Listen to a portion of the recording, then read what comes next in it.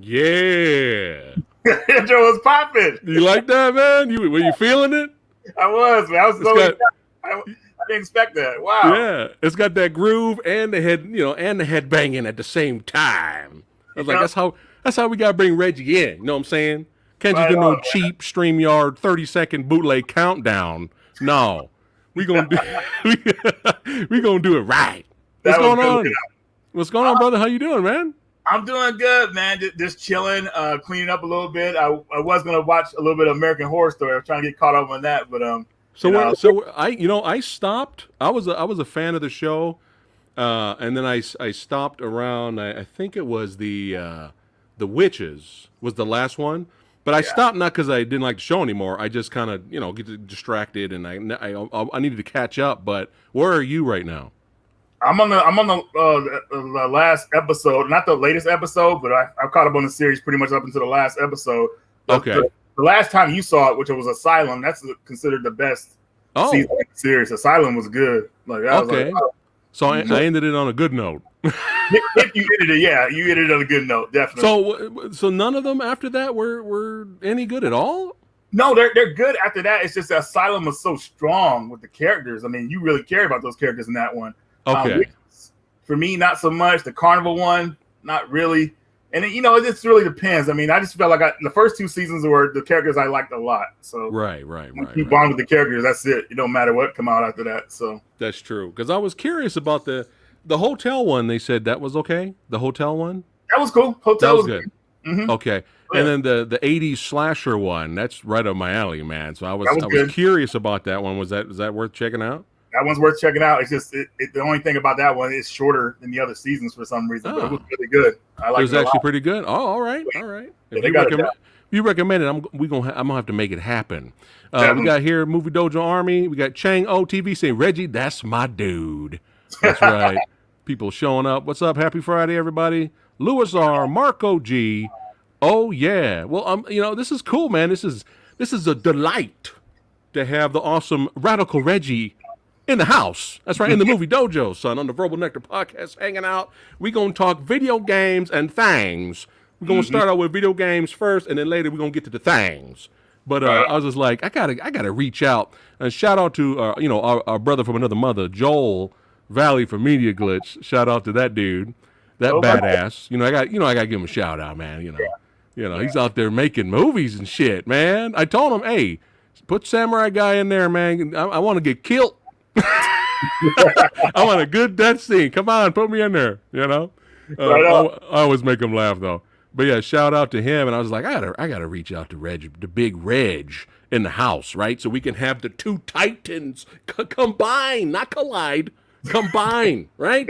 Wonder Twin motherfucking powers activate, son. That's how we roll, right? That's what we do here. What's up, Louis R? What's cracking? Everybody got them beer glasses up. And what'd you say you was drinking? You said that was your last Coke?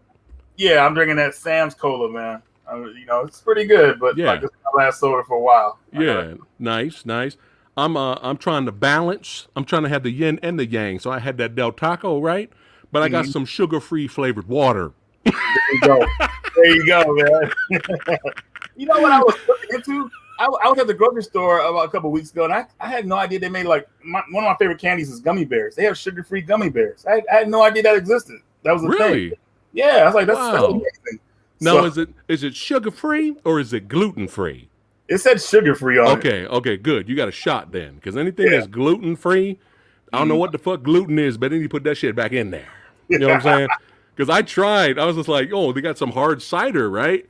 And it was like the last 6-pack. I was like, I need some hard cider, right, for the weekend. And I grabbed it, and I didn't know it said gluten-free on there. Oh, my God, it was horrible, man. I was like, what is this, piss? Something's wrong with this. It was terrible, man. I was like, no. Whatever gluten is, I know it's eval. But we need to put that up in there, man. Yeah, All right, man. Let's get into it a little bit here.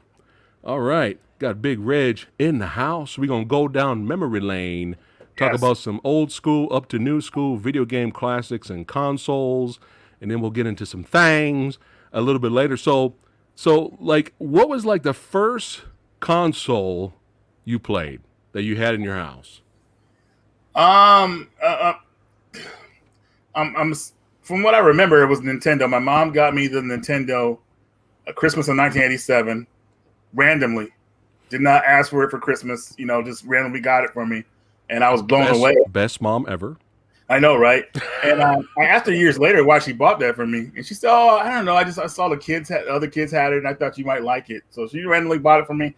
I loved it ever since. That was my first gaming console that I owned. I'm not sure. My brother might have had an Atari, but I never was really interested in Atari, even as a kid. I was like, right.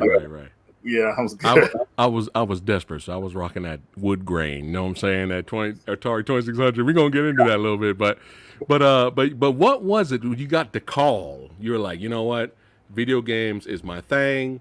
This is it. I am hooked. It was what got you hooked? It was kind of at a young age, so I was around 3 years old. I went to this preschool, and my mom, when she would pick me up from the preschool, there's like a little liquor store right next to it. I guess they still call them liquor stores in California. Yeah. Pretty much like a convenience store or whatever like that. And there was 2 arcades in there. And one of the arcades was Excite Bike, and the other one was Gyrus, that shoot 'em up game. Yeah. I can't remember. Yeah. I used to get to play those if I was good and everything. When I was good at school, I get to play those arcades, and I had a great time. Then I think what really bonded me with games is my brother. He worked at a pizza shop.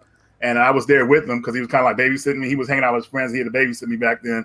So in the arcades, they had Punch Out, and they had a pinball machine. So I'm a little kid. I think I was like 3-4 years old, and I grabbed a chair to kind of stand up to the arcade so I could see what I'm doing. And I put that quarter in, and I was playing pretty good. And a lot of the teens and adults were cheering me on. So when you're a kid getting cheered on when you're winning and stuff like that, it felt great and everything like that. I think I got all the way to Bald Bull. I couldn't really beat him. That was good enough, though, as a kid. Yeah. Then I tried to pinball, same thing. I had to get a chair, stand up, and try to play it the best I could. I wasn't good at the pinball, but I enjoyed it so much. It was such a thrill. And that was like... I'm the same way. I'm just terrible at pinball. Like, I like playing it, but I'm horrible. I'm sure you're probably a lot better than me, but yeah. Yeah, but yeah, that was pretty much where it started at for me. So kind of like the arcades. Mm-hmm. That's where the magic happens. Yep. That's right. That's right. Yeah, man. And congratulations again on your YouTube success, man. Rising. That's right. Going strong. Subscribers growing, man. That's pretty awesome. So congratulations with that. But my introduction to you was on some Metal Jesus Rocks, man. I saw you on there first. And Metal Jesus cracks me up, man. That guy's good. He makes me laugh, man. I enjoy watching his videos. But I saw the Big Reg on there. I was like, I got to follow the Big Reg. And then I started binge watching a lot of your videos, man. Look at this guy. Man, I remember that one. Joe. Look at this guy. Die Hard Trilogy. That's like one of the greatest games ever. I know, right? It's so funny. Especially that driving level. Oh my God. Yeah, as soon as my buddy bought it and brought it home, man, all we did was play the driving level. But we enjoyed the other two, obviously. But yeah, man. The driving level is something else, though. It's so outrageous. You know what I mean? Like, it's like an arcade game, pretty much. Yeah. It's insane. Run people over, the windshield, cleaning off the blood. It's fun. It's fun. But yeah, man, I was binge watching on your vids. I was like, this the new homie. He don't know me yet, but he's the homie right now in the future homie. Right on. But dude, your collection. I mean, it was awesome having the immortal John Hancock on here and seeing his collection. It was fun having him on the show. But dude, holy shit, man. Yeah, this is like insane. Like your collection is insane, and this is an older picture too, by the way. Yeah, that's 2014. And you straight up ninja down there. You a ninja? Yeah. That was hilarious, man. I did like a little prayer, there's a collection I was like celebrating because I had just put the game room together perfectly. So I was like, yes. And I took that picture. The whole thing was when I moved here, I wanted to have a game room and everything. So I got a 2-bedroom apartment and I put putting everything together because I had stuff with totes all the time when I had roommates. But now I have my own place. Boom, everything's out. That's how it looked. I was so happy. That's it. So this is now my place of zen. That's pretty much. Woosa. There you go. There you go. Your place of zen.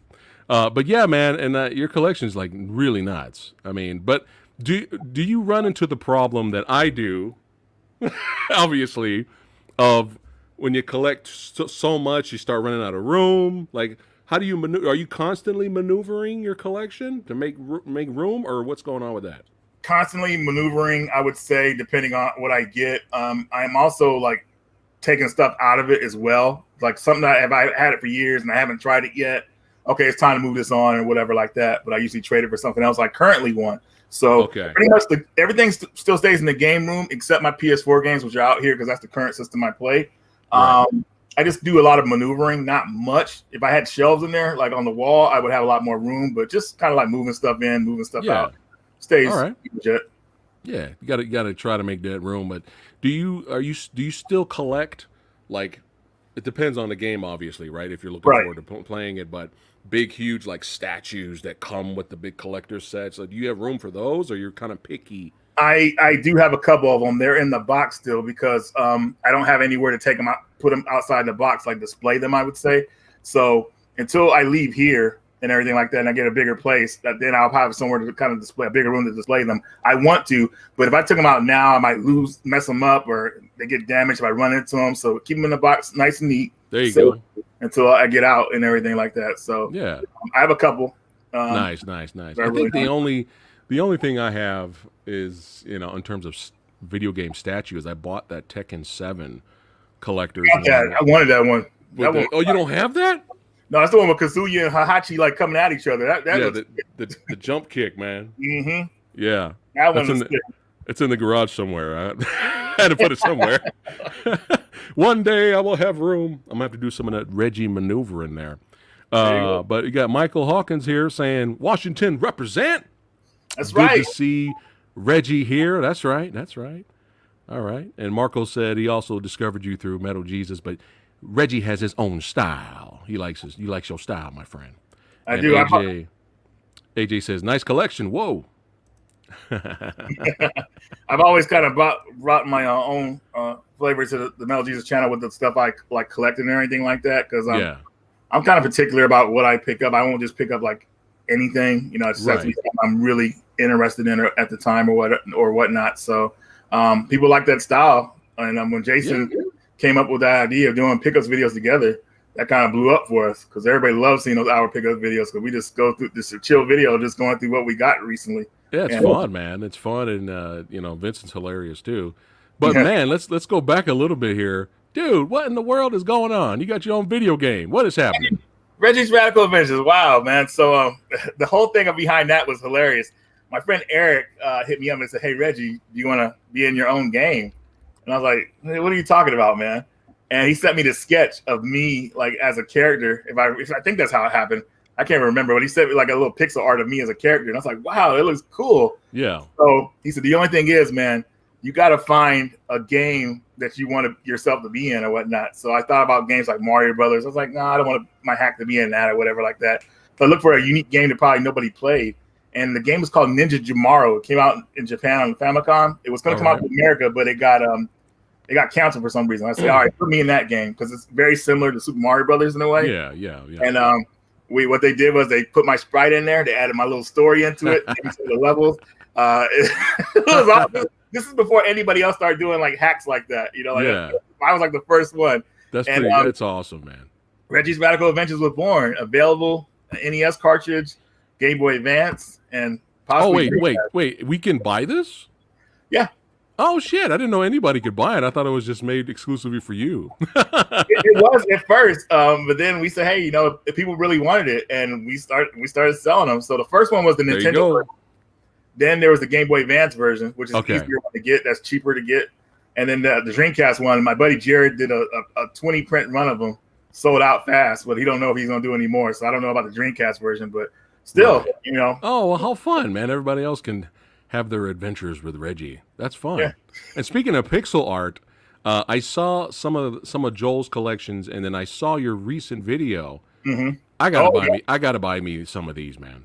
Yes, dude, they were so cool. This is great. Very nostalgic. Like, especially the Streets of Rage one. I at least got to get that one. Mm-hmm. Yeah. Is there a Streets of Rage 2 one? Not that I saw. I mean, okay. the main ones that I didn't show in the video, I think were like there was like a what's that game called? You guys gonna laugh at me for forgetting it. It's called Alter Beast. They had one for that one. Okay. Mega Man X was another one that was awesome that I didn't show in the video.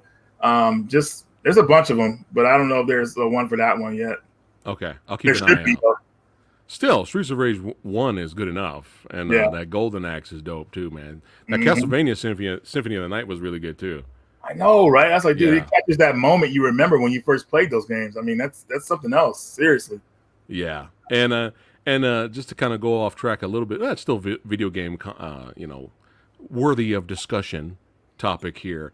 Now you're just like me, I'm assuming, in terms of let's represent physical media, right? Mm-hmm. Right. Now, digitally, if it's like the only way we can get a game, or if that's like the only way we can get a movie, we don't mind, downloading it, right? Yes, as long as it's maybe like on sale or something like that. For me, I like to get it cheap. It's digital, so. Yeah, you can't pass up the good prices. You know what I'm saying? Like if something's $40 and it's like $5, then it's like, all right. Thank you. Exactly. Purchase. But it is kind of nice to see, physical media still being made today. I saw your video here with the R-Type. You want to talk about that? Yeah, so R-Type, that game became really expensive, I believe, for the regular ones. So this company called Retrobit, they decided to do a reprint of it, and they did a collector's edition of it. So they put both games, they put Super R-Type and R-Type 3 on one cartridge. And so there's a nice collector's edition and everything, and it's really cool. I feel like R-Type 3 is the better of the two games, but they're both really good. I just like R-Type 3 better because it's just so fast-paced and everything like that. But it's nice that these companies are going back and like repackaging these games and bringing them back out again in like a collector's edition. Or games that weren't even released over here in America. Like there's one called Holy Diver they released a while back that only got released. Was that the one with Dio in it? I don't know if Holy Diver was that one. Holy Diver. Wasn't there a video game that had Dio in it, and he was like a hack and slash platformer or something? I don't know. I thought there was a Dio game there. I can't remember, but it's like it's like a Castlevania type game. Okay, very difficult because it's like one of those games. If you back up and you come back, the enemies respawn, so it can be very difficult. So it's like but they're doing a lot of games that haven't been released, like Mega Man, the Wily Wars on Genesis. They're bringing that to America. It's just all kind of cool stuff. So now you got me thinking. If I heard wrong, is there actually a game out there with Dio in it? Now I got to do research now. Holy Diver. All right, let's keep rocking and rolling here. All right, so yeah, I agree with you, man. These companies releasing, bringing these games out here for Sega Genesis or coming out, with these new collections. It's pretty awesome, man. You play on the old systems. Mm-hmm. Exactly. Do you have this collection as well? I do. Which one is the best out of this one? My favorite out of that one is definitely Zero Wing. That's the one at the bottom there. That one just it's infamous for like being like the first meme, like one of the first memes out there, like all your base are belong to. That's where it came from. My God. That song, man, I used to have it on a CD. My buddy downloaded it for me. It's crazy. Yeah. But that game is like probably my favorite out of the collection. But all the games are really good, and the Genesis is known for having some really good shooters. So when that collection came out, a lot of those shooters are already expensive. So getting them that way, and they came with like all these instruction manuals, all these cool little buttons and stuff like that. Yeah. Great packaging. So they did a good job doing that one. That's awesome, man. Yeah, keep it going. These companies out here that are, releasing games for old systems. And I was watching their Let's Play, and I was like, wait, there's still more Dreamcast games coming out for the Dreamcast. This is insanity. Dolphin Blue, man. So that is an unofficial release because basically the Dreamcast and I think it's called the Atomic Wave. They're kind of like the same hardware in a way. So the Atomic Wave had certain games in the arcade that were only exclusive to the arcade, but some of those games were really good. So people wanted them ported, and some guys put it together and port those games to the Dreamcast, so you could play. You could burn them to a disc and play them, and that's what I did. And that's awesome. That game looked awesome too. I know, run and gun shooter like Metal Slug. It's a bit more difficult than Metal Slug because the sprites are bigger and everything like that. But still, a lot of fun. Yeah, definitely the animation is great. Like, it's really cool. Yeah. So obviously, we've been talking about the positives of these, physical media and being released, and we're all for that. We champion that, and we want to see more of that. However, there was some controversy with Paprium. Ooh. Oh man.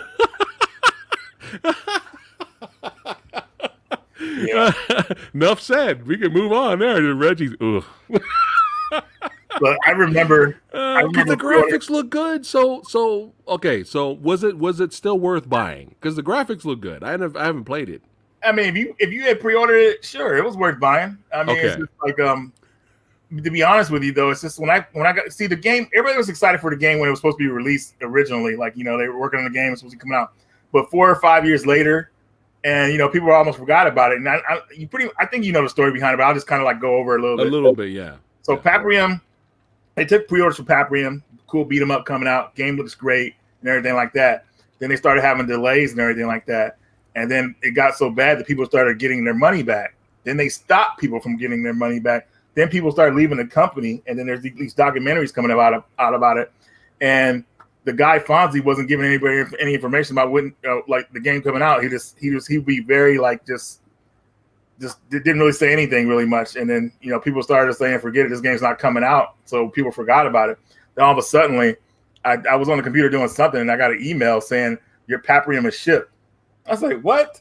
I was like, "Wait a minute! This is like 4 or 5 years ago." Oh and I started asking my friends, like, "Hey man, I got this email saying Paprium's coming." He said, "Hey, I got it too." I was like, "What?" So a couple of days later, that game came in the mail, and I had to hook up my Genesis to play it, and I was kind of annoyed because I was like, "Damn," because the Genesis, I forgot where stuff was for it, so I had to like find everything properly and hook it up properly. Dig it out. Yeah, I put the game in, and it plays this weird game, like this little like April Fool's type game or whatever like that, like an 8-bit Paprium that looked all weird. And I was like, "What is this?" And I turned it off, turned it back on. It was like a joke from the creators. You play that first, and then you get to play the real game or whatever like that. But not play it, but just see that first, right. Turn it off or set it. And I played the game. I thought it was really cool, awesome. They really did a good job with it. But I was thinking to myself, like, why couldn't they just put this game on Dreamcast, a disc? Like, it would be way easier. Yeah. Or just make it a download or whatnot. So I think all that waiting to put it on the cartridge, which is amazing. But to be honest, it's so much time has passed. The whole love for it, like being on Genesis, just kind of went out the window. So I ended up selling mine. I got rid of it. Oh, you sold yours? Oh, wow. I did, and I kind of regret selling it so early because like people are selling theirs for like past $500 now. It's going my God. Yeah. Wow. Woo. Speaking of, perfect segue. Speaking of, Reggie, what is going on? What is happening with these prices, man? What is going? Perfect segue. What is happening? Yeah, man. So the seal collecting is getting pretty crazy, and I don't mind seal collectors. I'm not with the seal collecting thing because I like to open my stuff up. Right. But what's happening is that company is pretty much like trying to push the prices to be expensive, and how it's kind of messed up because that trickles down to like games that are open. Like if a game looks almost as new as a sealed game or whatever like that, people are going to try to charge a higher price for it, and it kind of trickles down and messes up a lot of prices. I don't mind games going up on their own, but I hate when people are trying to like push it in a direction where it's expensive and stuff like that. Gotcha. I've seen a lot of crazy stories like that happening, and it seems like there's some kind of scummy stuff going on with that company where they're trying to push it to be, more expensive, whatever like that. So I talked about it on a podcast. They've been trying to do it since they came out and everything like that. So it's kind of sad, but hopefully, I don't know what to say. I mean, what can you really do? Yeah, it's true. I mean, I could say, hey, this glass is from Atlantis. Mm-hmm. Atlantis exists. $2,000. It's up to them if they want to buy it or not. So, just people. I just think people got to be smart. But I never thought I would see games go for that type of price. And now, the people who bought the game are kind of like they're not really sure if they're I mean, they're saying that these guys actually bought their own games or whatever like that to make the Right. price higher. I think that's what it was said. I could be totally wrong, but there's some shady stuff going on, and I don't know what to say about it, man. All I can tell people is that if you're buying a game and you don't like the price, don't buy it. Simple there you go. That. There's so many ways to play games. I mean, I know everybody likes owning them or whatnot, but the whole experience is playing them. That's where you're gonna get that's your money's worth or whatnot. So playing the game and enjoying it. So yeah, that's it. That's it. That's all that matters at the end of the day. That pushes people to digital with those prices like that. So I know, right? Jesus. Yeah. So all right. So Samurai Guy will not buy Preprium. I will stay clear of that. Besides, I don't have the money to the big bucks to get it anyways. I'll stay clear of that.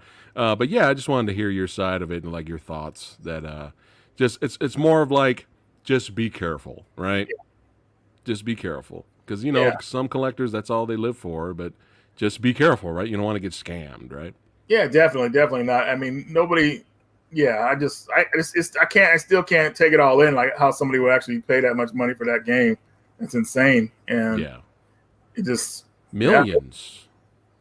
For a Nintendo 64 game. Money was no object to the buyer, it seems. I know, right? Yeah. Do you think people that sell used copies though, like it's straight out the front lawn, garage sale, do you think they'll start like, hey, I would sell this for $10, but yeah, it's already happening. What? Jason went to a garage sale. He got there a little bit too late because somebody got there before him. And when I say Jason, Metal Jesus, and he said, yeah, and the guy was saying, yeah, man, I just sold some games, but hey, games are going for a pretty penny now, huh? I mean, that Mario for $2 million. The guy mentioned that, and then God damn it, like kind of like the air just kind of sucked out of Jason. It's like, dang, people are trying to like they're trying to like charge all this money for these games now. So now it's like kind of like spreading around, like people thinking they have these games that are worth so much money now, and it's not the case usually. But yeah, it's just crazy, man. So this used, dusty, sticker all fucked up cartridge version of Super Mario 64. Everybody's like looking at it. 500,000. Exactly. So crazy. Oh my God, man. Oh, but I just wanted to talk about that a little bit with you. So yeah. It's good though. You're spreading the news. Word to the wise, right? Try not to be scammed. Enjoy being a collector, right? Go out there, go on the hunt. Sometimes it's fun to hunt. Exactly. The hunt is fun, and everything. Going to conventions, you find people that are willing to make good deals and stuff like that. That's why I like shopping at conventions. Those are a lot of fun. But like I was saying earlier, though, when if people don't want to pay a certain price, always there's a digital option for them. And there you go. Do that. Right? So, yeah. Copy that. Nothing to be ashamed about having a digital copy of a game. People feel like they have to have a physical. You don't. No, maybe the only thing to be ashamed of, or at least maybe annoyed, is buying a physical copy of the game and you open it up and it's just a digital code. What is happening, Reggie? What is happening? Did that happen to you? It did. Well, luckily I didn't buy the game. I just said I'd say, hey, where's the disc slot at? And it was a game called Lara Croft in the Temple of Osiris. Came out to America, and it was just a code inside of a case and everything. I was like, what? Are you serious? Then to come to find out, in PAL territories and in Japan, they got a physical disc for it, but America gets the shaft. We get the digital copy. They treat America so bad. People don't even realize it when it comes to that type of stuff, type of collections we get. Like Japan gets the best stuff. That's some bullshit. It varies between PAL territories in America. Sometimes, man, America usually gets the shaft when it comes to like cool stuff. At least from what I've seen. Right. Wow. Digital copy, man. But it's like it's a waste of money to create the plastic to make the case, and what is the point of all that? Exactly. Because when the Spyro the Dragon trilogy came out, the remasters. Yeah. I was going to get it for Lady Fat Blood, my wife. I was going to get it for her, and then I found out it was right there in Walmart. I was going to get it, and then somebody said, "Don't get it." And I was like, "Why?" He was like, "Well, the first two games are on there." It was like the first two games are on there on the disc, but the third game you have to download it only. It was like it came. Not all three games did not come on the disc. The third game you had to put in a code, and that was in the box, which doesn't make sense because I think the Blu-ray disc takes up. I think you get around 80 gigs of space in there, right? So those games don't take up that much space. Why isn't that third game on there? It's because they're printing these games out before.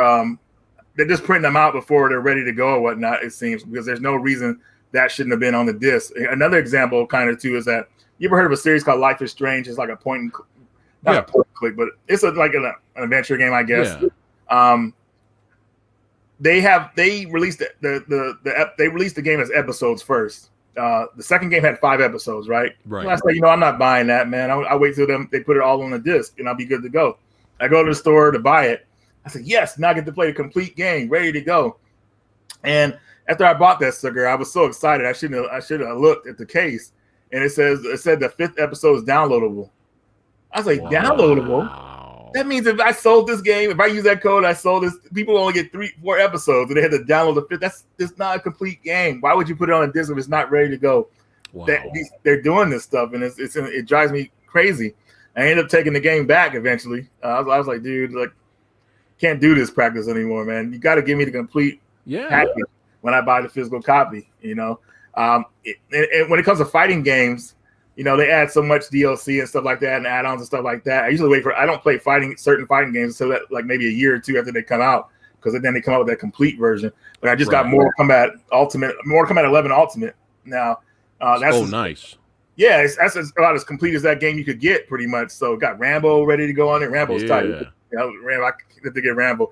But that's how I am with certain games now. I just wait a while, and then like hopefully they'll get a complete edition, and then boom. So is that true that you just mop Joel you just mop him up on Mortal Kombat like he's got no chance, or he actually can win some? No, man, I let Joel win a lot. I mean, kind of let his ego go and everything like that, man. I gotta be honest, man. I've always been terrible at Mortal Kombat games. I just play them for the sheer fun of just like Joel's got his timing down to where he knows he can predict what I'm going to do and everything like that. Okay. So he gets me. I may get him a couple. If he picks somebody he doesn't know how to use that well, I may get him, but he usually gets me, man. So not in Street Fighter though. If he plays me in Street Fighter when we played in that's it, man. Joel, no match, dude. Destruction all the way, 100%.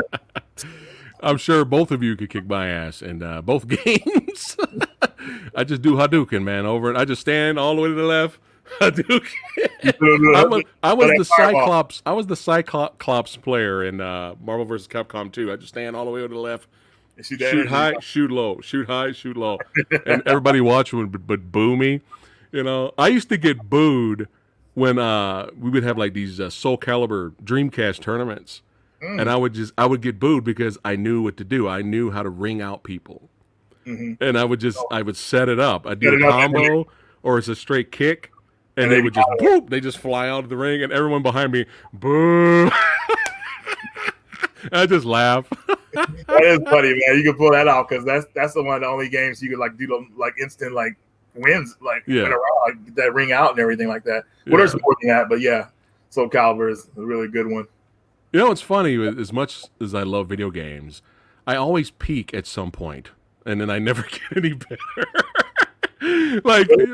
like I learned the basics, like martial law from Tekken, right? Mm-hmm. I still remember the combo, like the 10-hit combo that he does, but that's it. Like that was from like Tekken 3 PS1 era, and now we're up to Tekken 7 now, and I just like that's the only combo I know. I never evolved.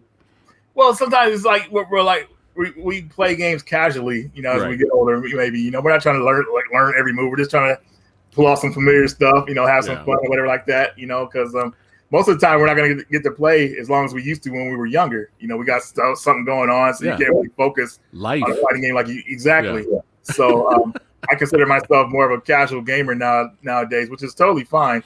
When it comes to fighting games, I just don't. I learn the basics. And then I go maybe a little bit higher than that, and then that's it. Got to move on to the next game. That's it, man. That's it. Well, good. That makes me feel a little bit better. Yeah. So we got some fan questions here. So, what's some of your favorite video game soundtracks? Chrono Cross, Final Fantasy VIII. It's a really good one. Let me think. There's one more I really like. I can't just escape my mind for a second. I'm gonna go with something maybe survival horror. I would say probably the Remothered series. Okay. Do you have these on vinyl or digital or anything? Do you own these soundtracks? I used to have Final Fantasy VIII, the four disc soundtrack, but I sold it years ago. And Chrono Cross, I still have that one. It's in the room. And then I have I don't have the Remothered one. That one's downloadable only. But I have it downloaded on my computer. There's so many great soundtracks out there. Yeah, like, there really is, man. You got the Streets of Rage games. You got Castlevania Symphony of the Night. Plus, you know, the recent games like God of War and stuff. I mean, there's so many like epic scores. By the way, did you see the new God of War game, Ragnarok? How it looked? I didn't have an issue with it. Did you? No. I just wanted to see if you were excited for it because I watched the trailer for it and I was like, man, I'm just not excited for it. I mean, not to play it at least. I probably watch somebody else play it, but it looks like it could be just a movie you could watch, you know, or a series. Right. Did you play the one on PS4? I did. What'd you think of it? Be honest. It's all good. I can be honest. Yeah. I said nothing compares to God of War 3. I'm sorry. that was a high point in the series, and God of War 3 was chaos. It was chaos. Yeah. I mean, nothing beats fighting Zeus. I know. It's just epic. It's an epic fight. You know, it's like insane. They kind of relaxed a little bit with God of War 4. You know, and I get it. You know, Kratos is older. He has a son. You know, he's been through a lot. He's not going to be like that for the rest of his life, all crazy. Like, so he's chill. I get it. Yeah. But it was kind of time for me to step away from that series, I guess. You know, just kind of like step back and watch it. Like another example, like Saints Row. I love the Saints Row games, and I saw the new one. I said, I'll probably pass on this one. It's kind of going to a new generation or anything like that. So, and that's fine and everything. So, that's cool. I got the old one. That's what's just like movies. That's what's great about video games. There's so many different genres and flavors. Exactly. You know? But you can't beat old school Kratos. But I did see, new school Kratos. To me, it looked like, hey, this might be another good game. Mm-hmm. But I wasn't like losing my shit though. Yeah. With the new trailer. But I was just like, oh, all right, cool. That was my reaction. But yeah, let's keep it going here. All right. What's the worst game you ever played, or one of the worst that you can remember? You were like, fuck this. You were pissed. It's a tough one. God of War. No, I'm kidding. I think it was the PS1 game. Largo Winch was one of them. That game was infamous. I was actually going to do a video call. Like, you know how we do the Hidden Gems videos? Yeah. Like we did do them. It's been a while. I was thinking about doing a video called Keep Them Hidden. Because John Riggs gave me that idea years ago. And I was thinking about I should actually probably put that together and keep it. Yeah, I was thinking about putting that in the video. That is one of them. You got to call it that, though. Yeah. You got to call that series that. Keep them hidden. That's perfect. To be honest with you, it's really hard to pick out some games right now that I really didn't like. I mean, it would have to be when I was younger. Super Pitfall is probably one of them. Okay. That was a horrible game. Horrible. I couldn't imagine a kid and got that game and, crying. He's crying. Yeah, because when you're a kid, you only get a chance to get a game once, and if the game is bad, that's a wrap. Your parents ain't gonna go, hey, let's get you another one. You're screwed. Yeah, you're screwed. You're gonna have to be forced to enjoy it. You know what I'm saying? Right. Which like when I was young, I really wanted a Game Boy bad, and father came in and said, Merry Christmas, son. You getting some Tiger LCD games? They're the same thing, son. They're the same thing. My mom got me one of those for Christmas. I got the very first Tiger one, the pinball one that's blue. Yeah. I still own it too. But man, those things are crazy. They came back. They brought those back. Yeah, they're coming back, man. It's crazy. You know what though? The graphics suck, but you know what? I played the shit out of them Tiger LCD games, man. That's all I had. The nostalgia's real. That's it. When that's all you got, man. And it's not even a full motion. It's just like you throw a punch and the arm appears. Yeah. And then the arm disappears. One of my favorite ones was those talking football and baseball ones. Those ones pumped me up when I used to play them when I was a kid. I still have a couple of those and everything like that. How fun. Just really cool how they try to put those games together, and they really were a lot of fun during the time. But obviously, technology moves on, and boom, Game Boy and stuff like that. Yeah. Did you ever get a Game Boy? I never got one, man. Let's see. My wife had one, but I never had one. I ended up getting. What did I end up getting? You know what? I never had a handheld. I'm thinking about it right now. Really? I think the first handheld I ever got was the PSP. Oh, and that was a gift. Oh, really? Yeah, I still got it. I still need to collect some games for that thing, man. Yeah. I remember when I was a kid and I got the Game Boy for Christmas, and Game Boy had no light on it and everything like that. So I used to take it with me when we went to like my grandparents' house, so like that we had to ride in the car. But when we were coming back home when it was nighttime, I was still trying to play it in the street lights. I would try to get like every time we passed a street light, I'd try to put the Game Boy so I could see what I'm doing real fast and play it. And then it'd go dark again and I had to wait. It's hilarious how I was trying to play that thing. I love all the what was it? The enhancements, like the big magnifying. I know, right? The big light. Those things are pretty cool. I mean, man. Yeah. You know what I really wanted though? Bad. Game Gear? Really bad. No. And I was a Sega fanboy too. I thought the Game Gear was cool, but I just, I never really wanted to buy it. I was more a console guy. But what I did want was the Genesis Nomad. I wanted the Sega Nomad. I was like, you got to remember, guys, you got to go back in time. This was mind blowing, okay? You just take the Sega Genesis game, just pick it up, bloop, pop it right into Nomad, beautiful screen, graphics are the same, and you just take that on the road. I mean, that for me, Little Samurai, that was mind blowing, man. But then I saw the price, I was like, oh no, I ain't never getting that. How much was it when it retailed? I'm trying to remember. It was like 300. No, it probably was close to that. It was up there, man. And then it just disappeared. Yeah. It just did not sell, That price is too high. Yeah. Yeah. What's funny is you can find like third-party handhelds now that actually play Super Nintendo games. You could just grab the SNES game and go. Have you seen those? Oh yeah, a lot cheaper than what the Nomad was. They had a couple. I forgot what company they were made by. Yeah. But the Genesis one that had the cartridge slot on it was pretty cool. Had a 6-button layout on it, so like a 6-button controller, pretty cool. Oh, nice. The sound wasn't all that, but that's something you can look past, kind of portable. Right. The Super Nintendo one that I've seen is pretty cool because it looks like a Super Nintendo. I think it's called the Superboy or something like that. Yeah, that's what those are, Superboy, and you can hook it up to the TV too. Exactly. So that's like awesome. Use it as a base and everything. Plug some controllers in there. Boom. Good to go. That's how you do it. Plug and play, baby. Two of the worst games I've ever played is a fighting game called Fighting Masters. You ever play that for Sega Genesis? No. Fighting Masters was really bad. And Fighter Maker for the PlayStation 1. Dude. Oh, for PS1? Wow. I guess there was another one? I thought Fighter Maker came out on PS2, but it was probably PS1. But maybe they sequeled it. They made that company made RPG Maker, I believe, too, and a couple other ones like that. So it was my dream game. Fighter Maker. I was like, I get to make Bruce Lee and everybody. Like what? Like we gonna make it real? Mm-hmm. I went to the game. Well, I think it was Babbage's. Yeah, I'm taking this back. I just said goddamn Babbage's. Babbage's or GameStop was one of those. And Fighter Maker is the only game in the history of me buying video games where I went to the store, bought it, took it home, played it for an hour, and went right back to the goddamn store and took it back. Because I've never done that. What's up?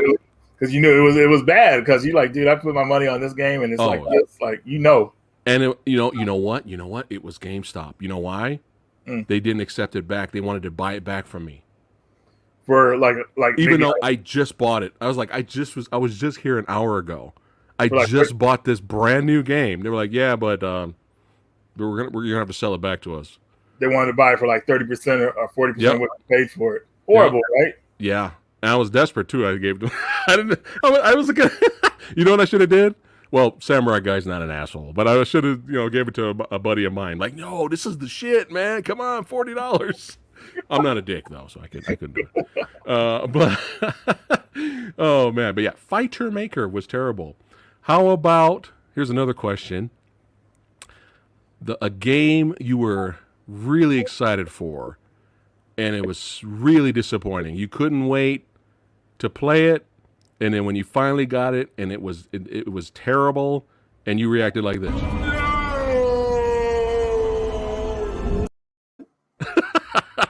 Some people are probably gonna get mad at me in the comments, but it was be real. It's fine. It was Kingdom Hearts 2. Yeah, because I was a big fan of the Kingdom Hearts series before it even came out. I remember I was in Korea at the time, and I was reading these magazines. They were talking about a crossover between Square and Disney. And I'm telling you, man, these games are going to be great, man. They're going to blow up when they come out. Kingdom Hearts Part 1 did great and everything. I loved it. I had a great time with it. But the problem with Kingdom Hearts 2, for me at the time, was there was a lot of delays with the game. Like the game was supposed to come out this time. It's pushed back next year and all this stuff. And I was like, dude, like I just fell off from it. And then when I finally got the game, it started off weird from how the first one ended. So I lost interest in it. I got all the way to the Tron level. That's like, this game wasn't for me. I ended up giving it to my nephews. And they actually beat it and loved it. So that was a good part. But that was the game was disappointing to me, was Kingdom Hearts Part 2. Copy that. So the game made you feel like a sucker? Suckers!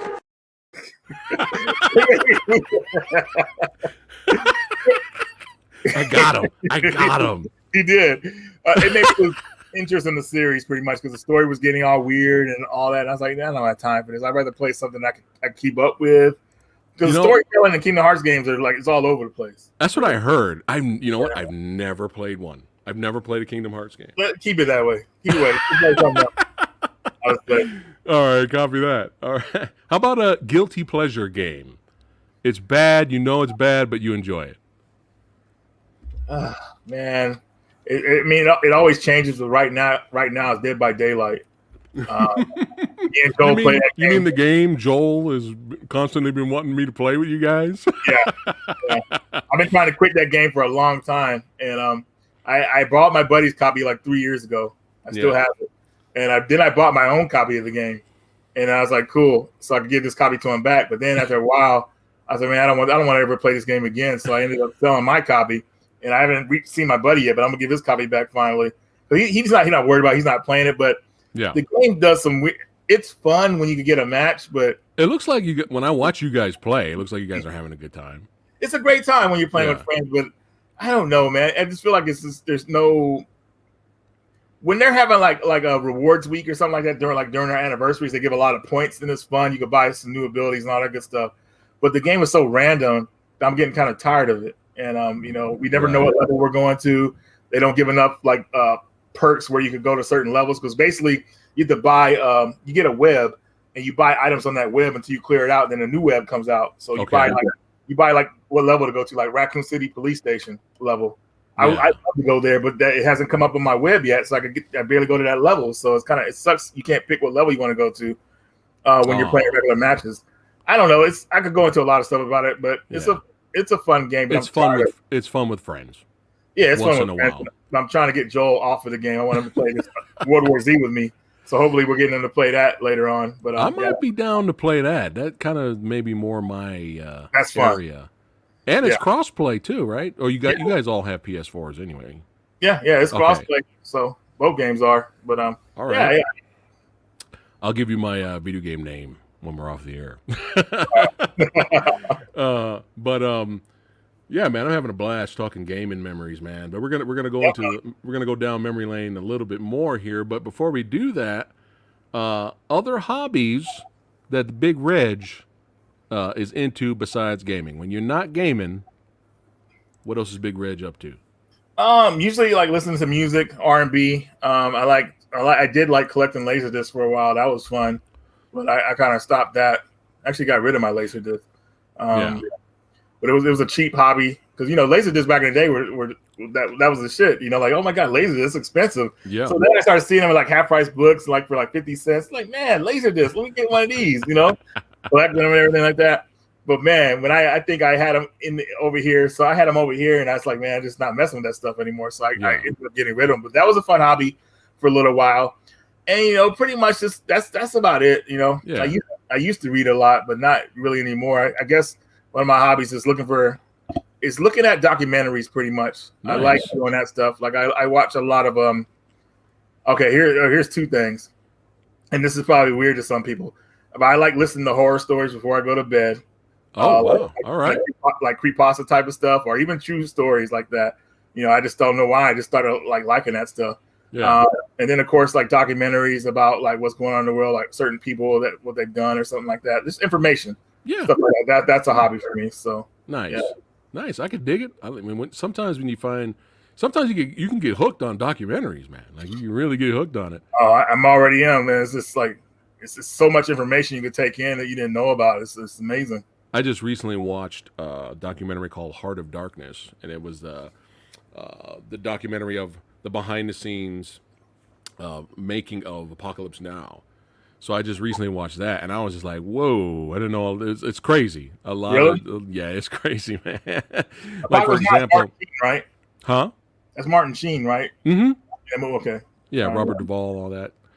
Believe it or not, me being the movie guy, I just recently watched it. I've never seen it. I know, right? Me personally, Reindeer Games. I just saw that for the first time. Robert De Niro, Christopher Walken. I think it's called Reindeer. Wait. No, Reindeer Games is Ben Affleck. No, it's something. It's called something else. I totally messed with the name. Robert De Niro, Christopher Walken, and the lady. Deer Hunter. Deer Hunter. Oh, okay. Hey man, come on. That's hilarious, man. Okay, that's it. That's it. No, it's it. Deer Hunter is now Reindeer Games. Now it's You've over. seen Deer Hunter though, right?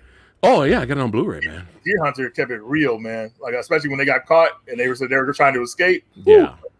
No joke. Deer Hunter is one of those. I mean, we're gonna get to the movie section on the stream. I gotta bring up some movies, but since you brought up Deer Hunter is one of those movies where it's one of those. Oh yay! My dad wants me to watch one of his old movies with him. Oh, all right, sure. I'll humor him. All right, Dad. What an old movie are we watching today, right? And by the end of it, I was like, "Fuck!" I was like, "Holy shit!" Yeah, that's a crazy good movie. Yeah, I liked it. Yeah, that's a classic, man. And it figures. As soon as I buy it on Blu-ray, it comes out in 4K. Like, really? Yeah, the 4K is taking off, isn't it? Yeah. At least for now. Who knows how long that's gonna last? All right, let's go down memory lane and hear a little bit and have some fun. Arcade memories. Let's rewind a little bit. One of my favorites, Aliens versus Predator, man. I absolutely love this game in the arcade, and it kills me why this still has not got a digital release or something. What about you, man? What was some of your favorite arcade games? Double Dragon 1. I thought that was awesome. That was one of the first beat 'em up games I really got into. Double Dragon 2. Even better. And I think one of the real or crazy ones was when I first saw Ninja Turtles, the arcade game. Oh. Because I used to be a fan of Ninja Turtles, the cartoon. The Turtles always beat up Bebop and Rocksteady or whatever like that. But I saw the arcade game, and Bebop and Rocksteady beating the Turtles up, like handling them. I was like, dang, dude, like, what's going on? I've never seen this before. Shredder morphing into like a bunch of Shredders and stuff like that. It was insane seeing that when I was a kid. Shell Shock. Yeah, I know, right? Pizza time. Dude, yeah, that was like the most amazing thing. I saw the arcade 1-up, and I wanted it so bad, but I was just like, I just don't have the money for it. But it's fine. It's fine. Small though. The screen has to be wider. I mean, the screens are like, I think I don't know. It seemed like it should have been a little bit. The screen should have been a little bit bigger on. A little bit bigger. Yeah, you're right. You're right. But like X-Men was great. I mean, there were so many 6-player X-Men. Wow. Yeah, that was another good one. The arcade memories were just magical, man. There's just too many games. There's just too many. And you remember how it was so loud? You went to an arcade and everything like that, and you hear the craziness. Like you heard that game called Nom Nictorum? It's called Nom 1975. It's a Neo Geo game. Yeah, I know that. Basically, it has this guy. He's in the Kevlar and everything. Like looks like an army soldier, and he goes across the screen. He shoots his rifle and he starts yelling like ah! Like I just remember hearing that guy's voice every time. Like I was in an arcade because that game was always like very loud and everything like that. But still, Operation Wolf, the Terminator 2 arcade game. Yep. I mean, it's just too many. It's just too many. But I'm gonna date myself right now, even older than Big Reg, because he went down with Atari 2600. This was my first console I had growing up. My friends had Intellivision, so I was I played that a little bit, which was odd. But y'all gonna laugh at this, but hey, before Call of Duty, all right, before GoldenEye, all right, hey, yo, it's all about combat, son. What y'all know about combat? All right, come on. These graphics are amazing, Reggie. This is mind-blowing shit. Oh man. Hey, it's all I had. Hey, one-on-one, man, multiplayer. That's how we had to handle it back then. I thought that'd make you laugh. But yeah, I had to represent some combat. Adam Evans, thanks again for supporting the channel, my friend. He goes, my favorite ones were the House of the Dead and Jurassic Park arcade games. Ooh, there you go. Jurassic Park. Yeah. Yes. Very good. Yeah, you gonna be all right seeing his graphics, Reggie? Are you gonna be okay? Mind blowing. I'll get through it. The realism. The realism, you know what I'm saying? I mean, you know what? When it came to Atari, though, I think I could get down with the 78. Was the 7800 one? Is what it was called? The one after, yeah. No, that was 5100. Oh, that's right. That was the weird one with the weird controller. Oh, yeah. 7800, actually, the graphics were actually close to Nintendo, right? Yeah, exactly. That's the one I could get down with, pretty much. That one. Speaking of, man, you know, I'll never forget when I got my first Nintendo, man. I actually got really ill. I had pneumonia, and a little samurai had pneumonia, and I was in the hospital for like a week. And my dad, that was his gift for me, like getting better. Like he brought in a Nintendo entertainment set, and it was pretty dope, man. It was pretty cool getting that. I was like, oh my God, I can put away combat. I don't have to play combat anymore. But yo, let's talk about some NES memories, man. Sure. Yo, speaking of Ninja Turtles arcade game, the NES version, I played the shit out of this, man. Even if it was the NES version, I just played it forever. What was some of your favorites NES games? Oh, okay, so Solomon's Key was one of them I really liked. That was a cool one. I could never beat it. I was so young, but that was one of my favorite ones. Track and Field was a good one. I watched my brother play that one, and then I got good at it. Punch Out, of course, was another awesome one. Punch Out was insane because I remember I had to ask we were at Circuit City. I think I was 5, 6 years old. I can't remember, but I asked my mom if we could get the game. And she said, ask your dad. And I didn't want to ask my dad because I didn't want my dad was like, whatever like that. But I finally got brave enough and went up and asked my dad. And I was shocked. He actually said yes. And he bought the game for me. And yeah, it just took off from there. I was so happy. But me and my brother going to that game, it was a lot of fun. He beat it before me. He beat Tyson by decision, which is crazy. Yeah. Ooh. Yeah. Tyson was scary. A lot of scary people in that game. Yeah, I couldn't beat Tyson. Another one, I would say it was Turtles 2, Double Dragon 2, definitely. I like that one a lot. Yes. One of my favorites. Even Double Dragon 3, I like a lot. A lot of games that I love I still own them. Like Super Contra was one of my favorites on that system. Me and my cousin played the heck out of that game. So much fun. Renegade was another one. Cabal, another good one. What else? Bionic Commando. I mean, there's so many. Bionic Commando, yes, man. I got that randomly on my birthday. And Ninja Gaiden. A lot of people like that. Oh, Ninja Gaiden, yeah, of course. Oh, yeah. Well, a lot of people like Bionic Commando, the NES version. They actually prefer that over the arcade, which is rare. Yeah, the arcade version. I mean, that is rare. Wow. Yeah. Yeah, that is. Wow. Too many, man. Too many games. All right, now the big one.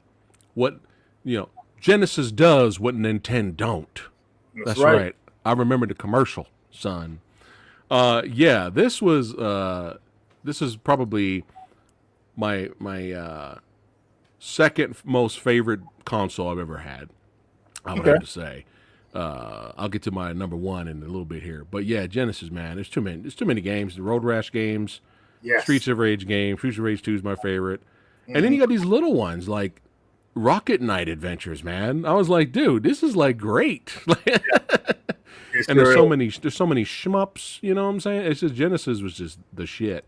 What was some of your favorite Genesis games? Oh man, so I got into the Genesis a little bit late. Because I was always on the Super Nintendo side. So I was like, man, Genesis, it's all about Super Nintendo. You remember the 16-bit wars? Oh, yeah.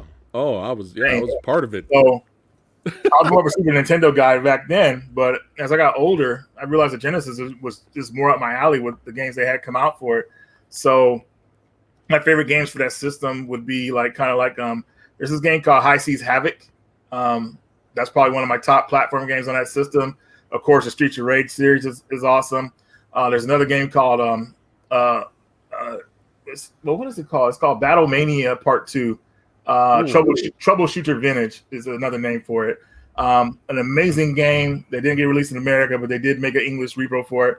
Awesome game. That's probably one of my other favorites for the system. What else? There's so many to pick from. Of course, I love the Sonic the Hedgehog games. Yeah. You know what? Can I include Sega CD with Genesis since they're kind of like the same system?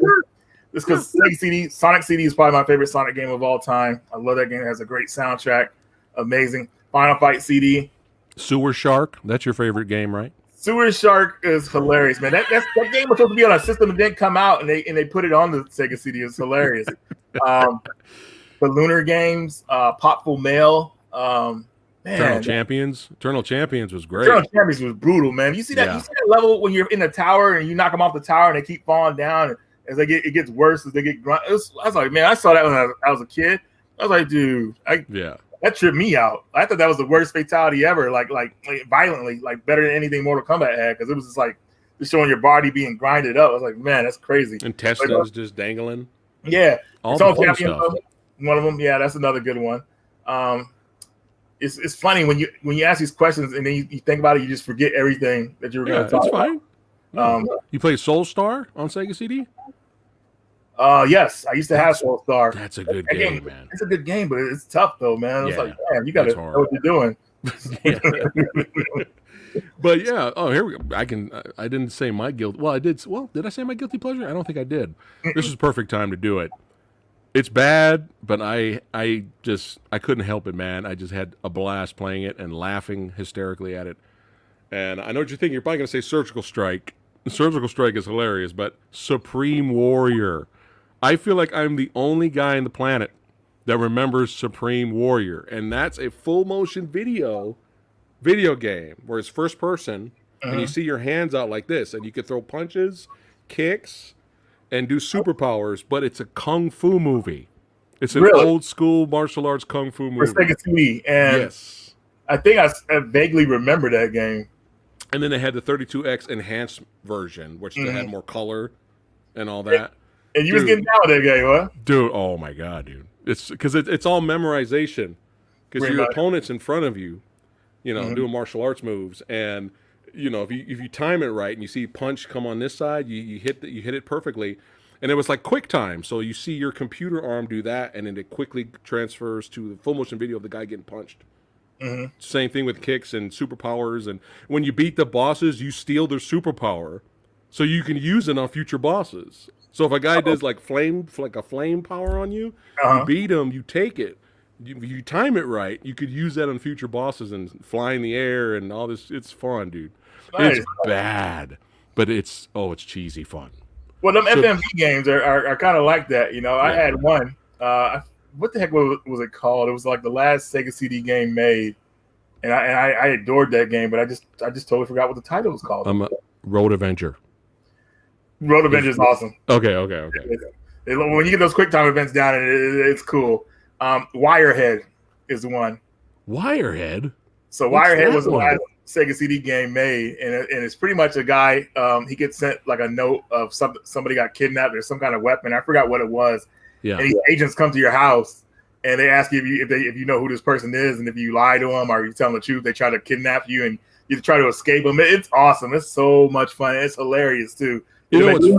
That sounds awesome. I'm surprised I never heard of that one. I think the company Limited Run is kind of like bringing these FMV games back somehow. They're publishing them on PlayStation Network and even in Switch Network or whatever like that. So I'm hoping that it's like Night Trap, and then was it Crypt Killer? Yeah, it's like those games with FMV, but it's more of like quick time events, pretty much. Supreme Warrior, come on! I would buy Supreme Warrior in a second. That's it, man. I'm gonna try to find a trailer and send it to you. I'll send it to you. They're doing another game that came out back in the day. I think for the Philips Magnum. CDI. CDI. It's called Plumbers Don't Wear Ties. You heard that one? Is that all like text? Like there's it's like text and I guess it's closer you get to like maybe like a not nudity but more like sexual conversations in the game. It's hilarious. It's like so softcore, but not really. There you go. Yeah, kind of. Maybe maybe. Well, that game is so expensive on that system now. It's like over $600 or even more. So they say, you know what, this game is so much. Let's do another reprint of it. So, no. Yeah. Wow. That's it. It's gonna be digital. All right. So SNES for me, man, I didn't really get one till later, as I got older. Actually, I got when I used to do my game hunting back in the day, and I mean, come on, just like you said earlier, man, Ninja Turtles. Come on. Oh yeah. The turtle game is just phenomenal on Super Nintendo, man. My mom got me the Super Nintendo at Christmas of '91. And that's when games came with the systems back in the day. That stopped after that, man. Like that, I missed those days when the game came with the system. But anyways, I didn't get any games until next Christmas, so I had to wait that long to get some more games. And the game she got me was Turtles in Time, Contra 3, and Super Ghouls and Ghosts, and I was in heaven. And it even got a Game Genie with it. So that Contra, when it was hard, I was like, you know what, put that Game Genie in there, and we're getting through this. So much fun, dude. That's the 3 games. That's all you needed, pretty much. I mean, Turtles in Time was so crazy because I felt like I was having the arcade at the house and everything. I felt like I was close to the arcade. It was an amazing feeling. Yeah, such a cool game. Yeah, you got your beat 'em up, you got your shooter, and you got your adventure game. So you're good to go, man. Yeah, you played Contra 3 before, right? Yeah. So Contra 3 has this sinister scene in it on the 3rd level. You get to the boss, you're in this room, and all of a sudden you see these giant hands tear through the wall, and they pull the wall open. There's this big skeleton looking dude, and it's such a demonic looking scene. And it tripped me out when I was a kid. When I was like, this is crazy because the stuff it does is like, I was just blown away. It's fucking metal. It really is. How about Nintendo 64 games? Any favorites? Yeah. I have one. Sorry. I like Rogue Squadron. That's cool. My favorite. Okay, so here's the thing. A lot of people don't know this. Before I got a PlayStation, I got an N64. That was my first system. Right. And what I did was I saved up money to buy the game I wanted for the system. So because I went to this mall to go. I went there for something. I can't remember what it was for. And they had N64 kiosk there and was playing Star Fox 64. Yeah. And I was like, whoa, dude. Like this guy was playing it for a long ass time. And I finally got my turn and I played it. I was blown away. I said I had to get an N64 because I want Star Fox 64. So I saved up my lunch money and all that stuff, bought the game, but didn't have an N64. So I had to talk my mom into buying me an N64 for the next 3 weeks or a month or whatever like that. She finally did. Got to play it. Was blown away. I had a great time with it. Love that game to this day. That's the only game I loved on the N64. That's it. Only game. I liked because I watched wrestling, back then. So it was like WWE No Mercy was amazing. Me and my friends played that so. The wrestling games were awesome. WrestleMania 2000, I think, was another good one. I think that's what it was called. Yeah. But Star Fox was it for me. Like I bought Wave Race, and I had a Zelda, and that was pretty much it for my first run with the N64.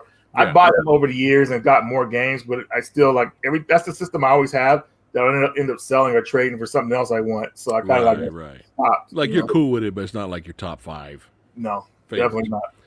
Speaking of top 5s, booyah! Oh yeah, Big Reg, is this still in your top 5, or you have betrayed Shiva? It is number 1. There you go. There you go. Will always be number 1, no doubt about it. Oh man, and to think, so many amazing memories with the PS1, but to think, I almost didn't do it because I was such a Sega fanboy. Oh, I almost got the Saturn, man. Like I was like, too. Which one should I get? What do I do? Did too. I did too. At the time, they had a commercial coming out saying you get 3 games with the Saturn when you bought it. You know, and I was like, dude, I get whatever Daytona and whatever 2 games came with it. I was like, dude, I almost did it. And then this almost did it for me. I saw Nights in the Dreams for the first time. And you see Nights in the Dreams, right? Oh, yeah. Yeah. Dude, I saw that. I was like, dude, this game's amazing. I got to get this game. But ultimately, what sold me on the Saturn was. You mean the PS1? Well, Resident Evil 2 was coming out. Oh, okay. So I had to get. It got canceled for Saturn, So I was like, dude, I gotta go with the PlayStation because I want these games on there. And I got my first 2 games for the system were Mega Man X4 and Resident Evil Director's Cut, which came with a Resident Evil 2 demo, which was awesome at the time. I remember that. And yeah, I was like, dude. So yeah, that's how I got on to the PlayStation. I didn't buy my Saturn until like a couple years later, and I had some good titles for it, but it just I don't know. Yeah. PlayStation all the way. All the way. I was glad I made that decision, to be honest. Mm-hmm. Oh, yeah. I watch another YouTuber that I like. His name's Sega Lord X. Have you watched him? Yeah, I've seen him before. Yeah. Maybe one day I'll have him on the show. But he kind of opened my mind about Saturn. But you notice all the cool, awesome Saturn games we didn't get over here in America. So how were we supposed to know at the time? You know what I mean? But yeah, one of my favorites of all time PS1 games that I played to death was Road Rash for PS1, dude. Like this Road Rash was like a port. God. It was like a port of the 3DO, right? Yeah, it had them FMV scenes, which were hilarious. Yes. But dude, it's just this is my favorite Road Rash. I mean, I love the Sega Genesis ones, but I just that hours, one, yeah. It's hours playing that game. Tekken 3. I mean, it's too many. It had those weird character portraits. I remember, like big old chins and everything. Like what? But man, that game was a lot of fun. And yeah, Road Rash. Soundtrack was legit too. Soundtrack was legit too. Yeah. No doubt about it. The only Road Rash game I hadn't really played was Road Rash 3. Did you ever play that one on Genesis? For Genesis or Road Rash 3D? No, Road Rash 3 for the Genesis. I remember playing it. I think I was okay with it. I didn't own it though. It was all right.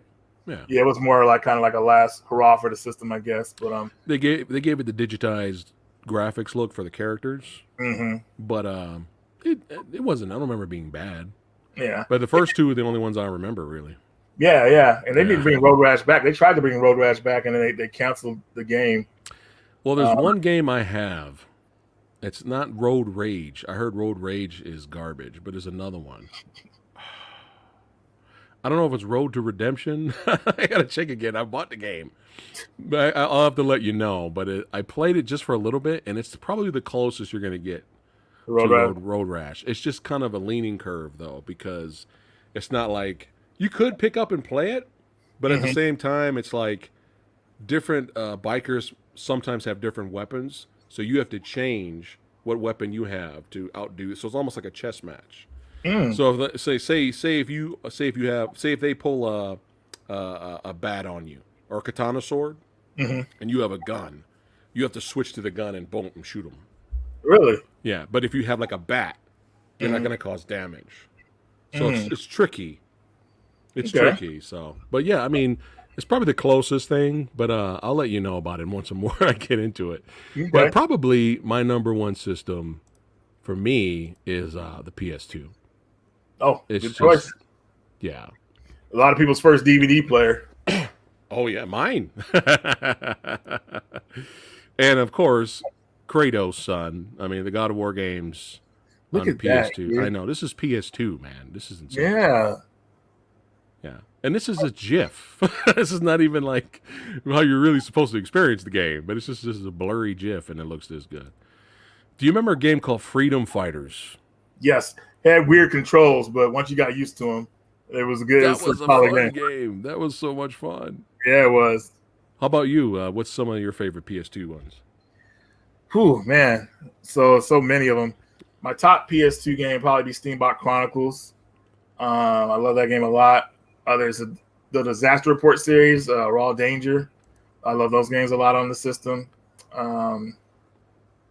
Resident Evil Outbreak. We used to have a lot of fun playing those games online back in the day. You can still play those games on the line too, like via PC. But yeah, that's another topic.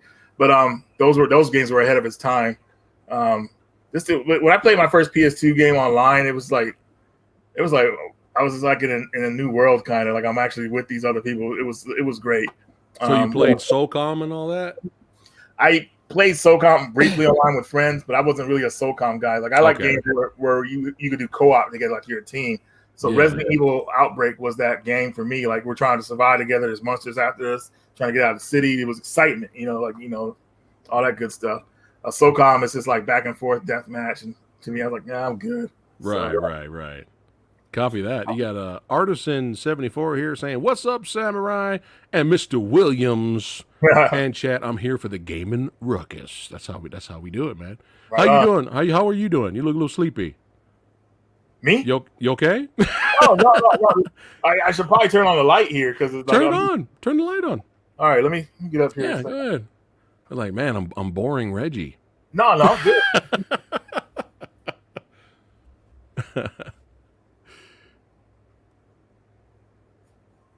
What about you, chat? Any gaming memories? PS2 games? There we go. Nice and bright. Let us know in chat some of your favorite PS2 games. Oh, there you go. I probably should have had this on in the beginning. No, it looked good. You were getting artsy. Yeah, the darkness behind you with the light in front. That's all. All right. Did you have an Xbox? Yeah, I got an Xbox probably about a year after it came out. I got it in early 2002, 2003, whenever it came out. Yeah. Nice. Dude, what blew me away with Xbox was custom soundtrack, baby. Yes, that was a good Oh thing. my God. And how many times have we played racing games that were fun, but the soundtrack was like garbage and we had just put the radio on and turned the music on? You know what I mean? Like you had to, right? Oh, not when you're playing Burnout Revenge. That's right, our Burnout 3 Takedown, son. Custom soundtrack, baby. Oh, yeah. Megadeth, Metallica, Pantera. That's how we roll. That's right. But, dude, that's my favorite probably racing game series, man. I want them to remaster Burnout 3 Takedown and Burnout's Revenge in a 2-pack and remaster that and release that. I would love for that. Now's a good time to, because they're bringing a lot of those franchises back kind of in a way. You see the new cruising oh yeah, cruising. Yeah, the cruising series. Yeah. I keep forgetting these games' names. It's not Cruising USA, but yeah, it's the cruising. It's part of the cruising series. Yeah. Everyone's going crazy over that. It's fun. Yeah, they're loving that, man. Fun. It looks fun. I watched some people play it. I was like, this is arcade racing. It's right up Samurai Guy's alley, man. I ain't got time to be simming. You know what I'm saying? I got no time to be, well, let me change the bolt off of the lid here and then tweak that. No. I ain't got time for all that shit. Is the oil in the car, Reggie? Did you put oil in it? We ain't got time for that. We just want to go in there, hit the NOS, boom. Yeah. That's it. Xbox games. What were some of your favorites? Ooh. Let's go with some exclusives on that one. So that kind of stick out. Dreamfall Chapters is a good one. I like that one a lot. What's another exclusive? Panzer Dragon Order. That's another good one. And also, a lot of people don't know that if you beat that game, you unlock the original game. Shit! I didn't know that. One. What else? Another game on that system that really stands out. I know I'm gonna get a lot of flack for it, but I love horror games. So Land of the Dead. What's wrong with that? Some people don't like how some of the hit detection on that game. It's a first-person survival horror game. It's actually really fun. Takes place before the movie Land of the Dead, so links up. But I like that one a lot, and even had online to it back in the day. People could play it online together and like survive together in this deathmatch. It's great. Were you a Halo fan, or are you just like Nah, Halo at all? Not at all, man. I remember I watched my buddy play it, and he kept getting killed, and we were making fun of him. And then like years later, I remember Halo 2 became a big deal when Grand Theft Auto San Andreas came out. Yeah. And about a couple days later, people were complaining about the game's ending, and then I think I went somewhere and watched it because YouTube wasn't a thing back then. Like at least from what I remember, I watched it on something else.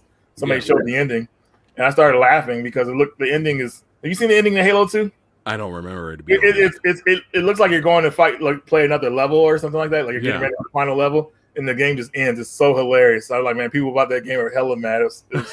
Oh no. Yeah. But I've never been a Halo guy. Just I don't know why. Yeah. Do you have the new Xbox that's out right now? No, I want to get a Series X eventually. I was actually trying to get that before the PS5 because it seemed like it was more interesting to me. More backwards compatibility. The Game Pass is awesome, that thing. So they're really pushing it the way that people want it to go. The PS5, man, I was really hoping that would have more backwards compatibility because I feel like the PS5 and the Xbox Series X, these are like the last systems that are going to be doing physical. Yeah, I really feel like they're when I saw the PS5 trailer come out and they showed the digital version next to it, I already knew they're trying to push digital only and everything because that's where they make more money at. So, yeah, I really want those systems to kind of do a bit more because this is the last type of system we're going to get like that. Right.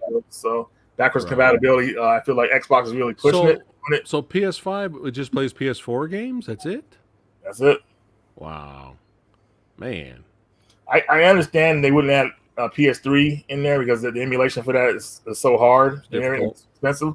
But at least PS1 and PS2 should have been in there. Yeah, you think. Wow. But yeah. Well, speaking of PS3, wow, PS3, man. You know, it's crazy. The library on PS3 is amazing, and it's what's nuts is I'm still finding like hidden gems.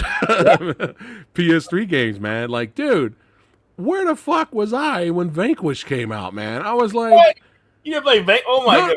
No. I when it came out, I didn't even know it existed, and then I bought it later, like when it came used and stuff, and I played it. I was just like, yeah. I was like, dude, how did I miss this? And how come nobody else is talking about this game? I played a demo of it, and I went and bought that game. I put the game in, and I beat the game my first sitting because it pulled me in that much. I was just that dedicated to that game. Vanquish should get a sequel. I don't know why they haven't worked on a sequel for it, but it's fun and it's crazy. I was tempted to get the HD version or the bootleg remaster with Bayonetta. I was tempted. Is it worth it or the PS3 is good? Yeah, it's worth it to get on that. Yeah, definitely. Because I'm tempted. I'm tempted to just that way I can stream it and you guys can see me die constantly. I keep telling everybody that once I start Let's Playing again, it's gonna be like torture porn for everyone. Like if they just see me constantly die, if they get off on that, if that's their entertainment, just constantly Mario jumping in the pit. Just watch, yeah. Tune in, yeah. But yeah, just tons of games. PS3, man. The Batman Arkham games. I mean, it's just. Yeah, I did a video with I did one with Joel, and it's called Before They're Gone. And what I did in those videos, this was last year, around mid last year, where I was telling people that, hey, now's the time to get these games at GameStop because they were so cheap. And pretty much in those videos, I was showing a plethora of games that people should pick up and they probably hadn't heard about. And I put Vanquish in there and a couple other ones, and it was just like really cool because you can get those games at GameStop for so cheap now. But now they kind of gave the PS3 to boot and everything, so you don't find those games at those stores. But still, you can find a lot of games you didn't know about in those videos, which is really cool. So, dude, Max Payne 3 is legit. Max Payne 3, an amazing game, man. Rockstar put so much love into that game. It was unbelievable. And nobody played it. Nobody. It didn't do as good as they wanted. You know? No, it didn't. But it was, Max Payne 2 is my favorite one, story-wise. Classic, But I think Part 3 is the best gameplay ever. Like, Part 3 is no joke. Even the multiplayer was solid. Oh, multiplayer. People still play the multiplayer like crazy to this day. No way. Yeah. I seen some videos of it, man. It's crazy. Now, you see this big, huge stack right here? You see. Yeah. That's all PS4 games, man. All the way from the top, all the way to the bottom. Not as much as Big Reg, but I just recently did a PS4 game collection, Reggie. So if whenever you get bored one day, if you want to know what I got, I'll check you out. Check out the video. But people asked me to do a video like that too, like another PS4 collection. I'm like, man, it's just that'll take 5 hours to put together. I know, right? I just showed what I got and kept going. That was it. I didn't have time to put. Kept it moving. Good. Yeah, I just I don't want to bore people too much. But I mean, PS4, dude. Once I start get back into Let's Play, I'm fired because I still have not played Streets of Rage 4, man. I know. All right, guys, this video's over. I can't. Out of here. I have been blocked. Oh, I just got the alert right now. I just been blocked from Reggie. Damn it. You must play Streets of Rage. Well, now's a good time for you to buy it, actually, when it comes out. No, I have it. I just haven't played it yet. Oh, really? Yeah. So that's going to be Samurai's return to Let's Play.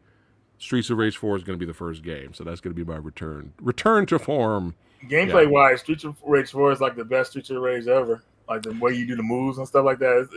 I seen it, and I need to get the DLC, so it will happen. It will happen. Have faith in Samurai Red. I have faith in you. But Doom was sick too, man. Did you like Doom? I didn't play Doom yet, man. Everybody's been telling me how good it is. I'm like, man. I mean, look at this. This is insane. You got the boot. Let's do that one more time. Boop.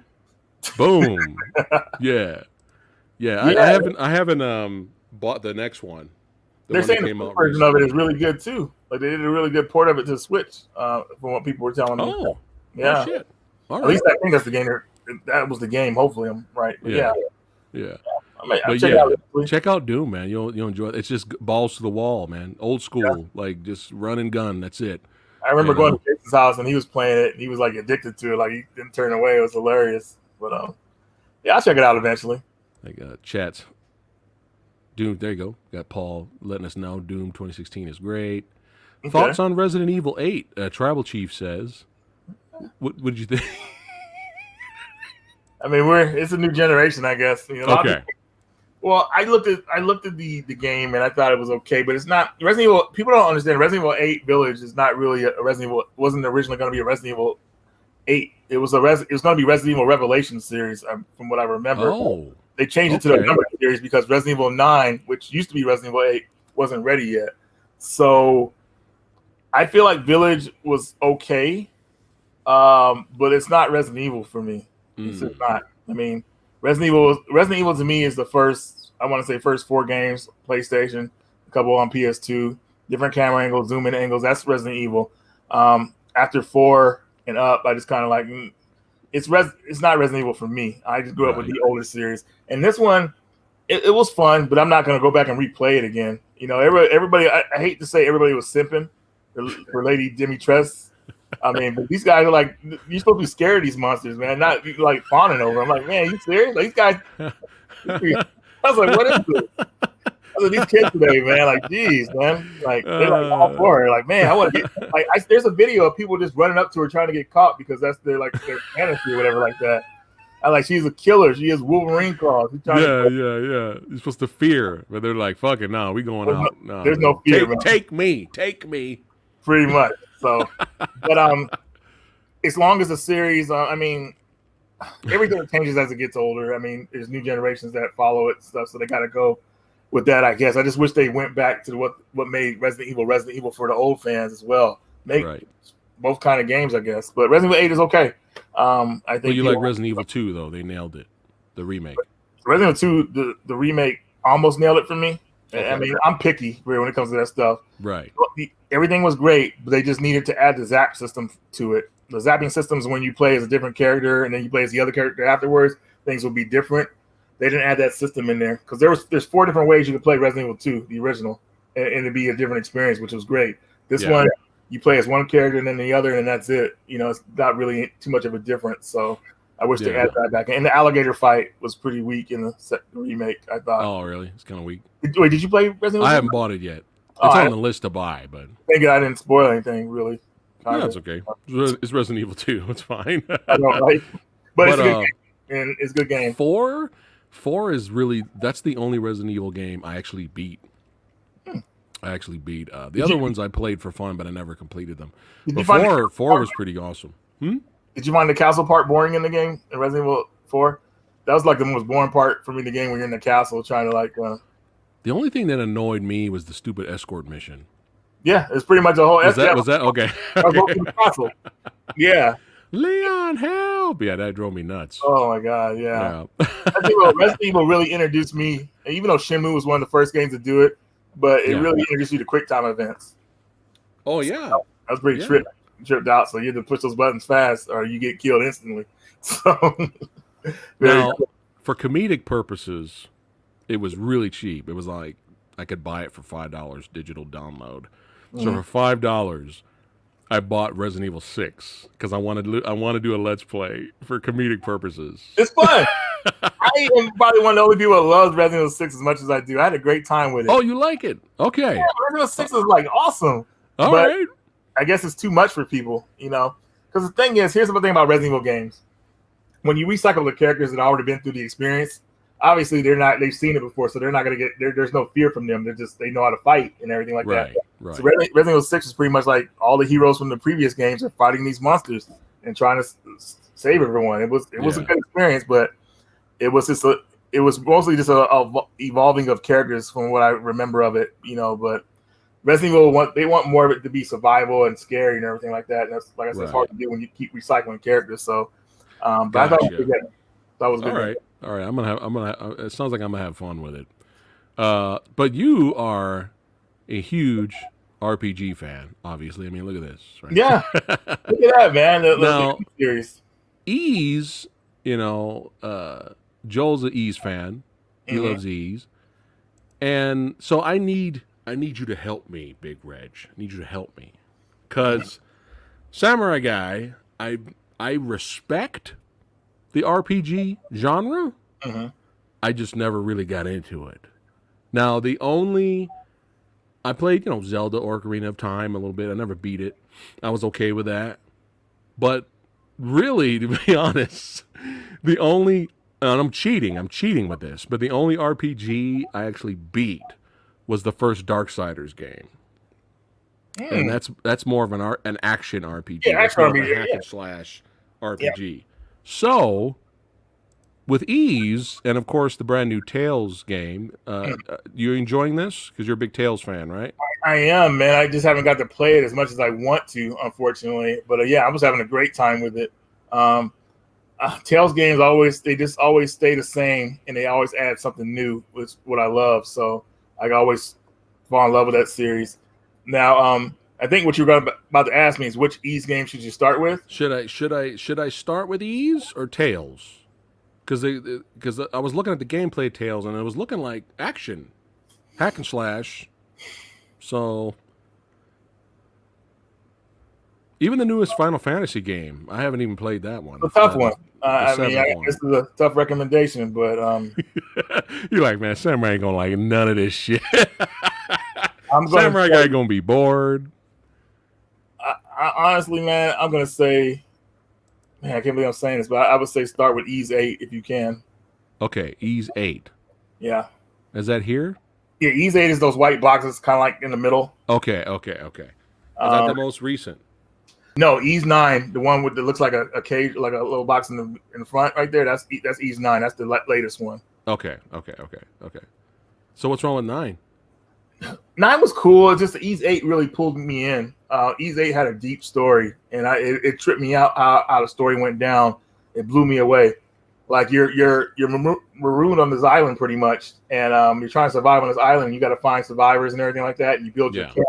But while you're doing that, you're exploring the island, exploring the island, and finding out its secrets and everything like that. Yeah. And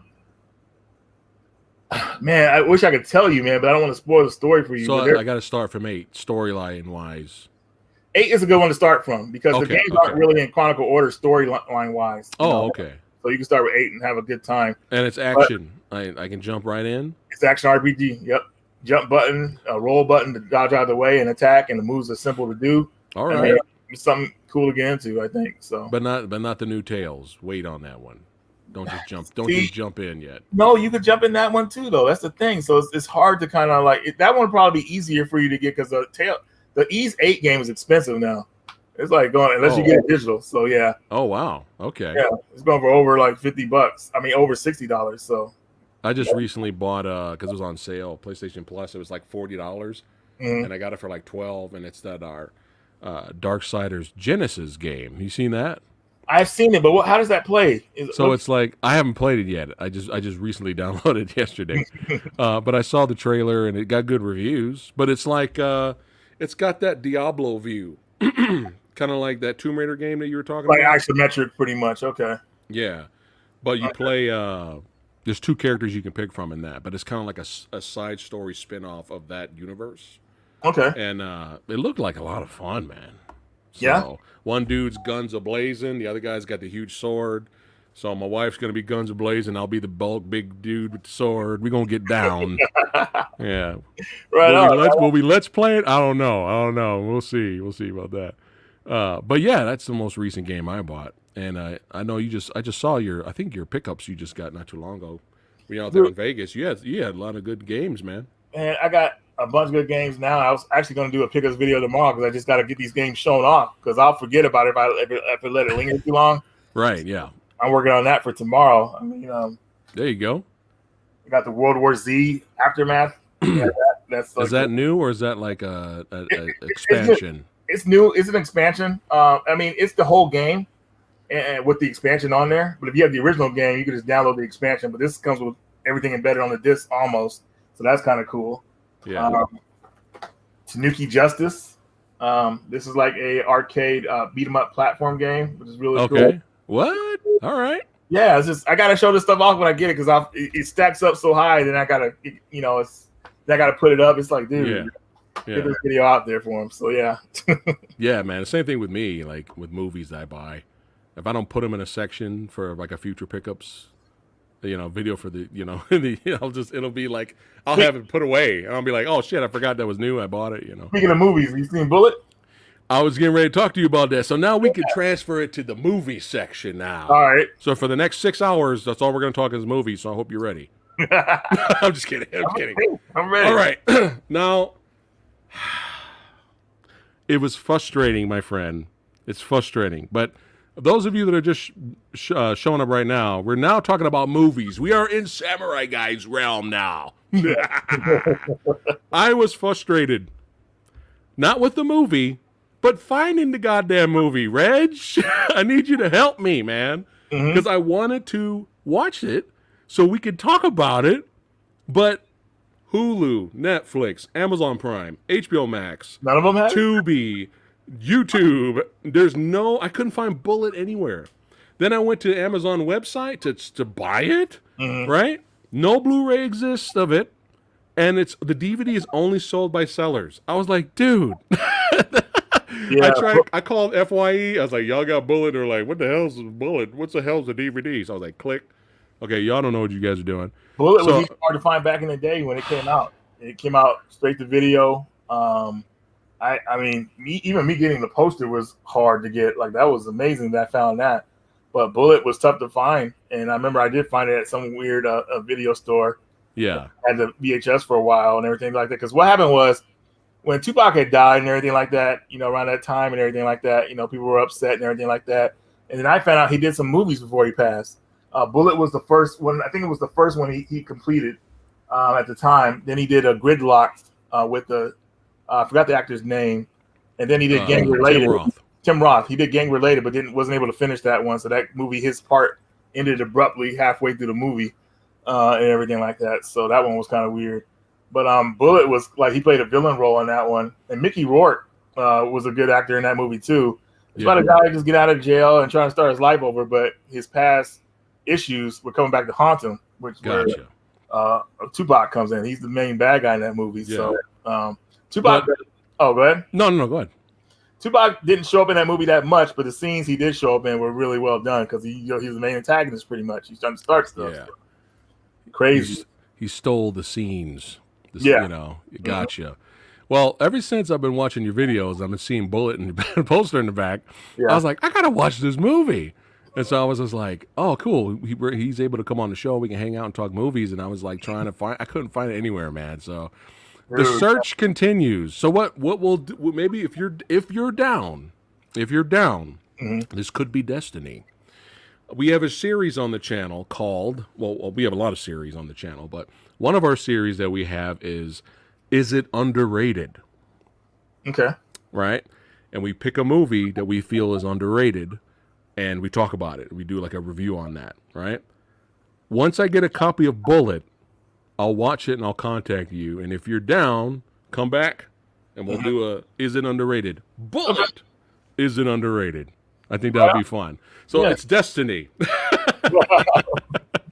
I'm down. because the reviews, I clicked over to Rotten Tomatoes, and who gives a fuck what the critics rate the shit over there, but the audience gave pretty good reviews for Bullet. The audience scores over there, and I'm just like, I think it's worth making a video about it because I can't find the fucking thing. Like, it's not anywhere. The search is like crazy for it. Yeah, dude. When Amazon Prime, it's not even there digitally on Amazon Prime, and they're like the biggest one, even over Netflix, when it comes to like a collection of movies. So yeah. So I'm gonna hit up one of these sellers. I'm gonna get a copy. A copy on DVD at least. Yeah, it's only DVD. It's only it never came out on Blu-ray. Wow. So yeah, if there's any perfect movie to do it, it's underrated. It's gonna be one of those DVDs that it strictly goes to the movie. Like, you scene selection, that's it. That's all it has. So not even special feature, and you click on it, it's just a trailer. Not even that. Not even that. Oh man. But yeah, man, if you're down, maybe we can make that happen in the future. That'd be fun. Yeah, I'm down. We could talk about it. Awesome. But yeah, movies, man. Joel told me you were a movie buff as well. I was like, what? Big Reg love him some movies. What's some of your favorite movies, man? I don't have as much as I used to, like when it comes to DVD collection. But yeah, I love movies. One of my favorite ones of all time. I mean, people may laugh at me for it, but I don't care. Back to the Future. I love that movie so much. Yeah, I love Back to the Future. Who would laugh at that? That's a classic. It's just, I don't know, like this. I guess the new generation. I guess they don't even know about that movie. It's like, what the heck? Like, what's going on? But that's one of my favorite movies of all time. Dude, that's 5 stars. Yeah. Dude, I remember Little Samurai being in the theater, and my sisters took me to go see it in theater. Yeah. And I was like in theater, just like, pfft. Yeah, I'm old, Reggie. Don't you know I'm about 85? The DeLorean and everything like that. All that stuff was cool. Well, the thing with Back to the Future is what I'm hoping for is that they release the unfinished version of it. They had the other actor in it.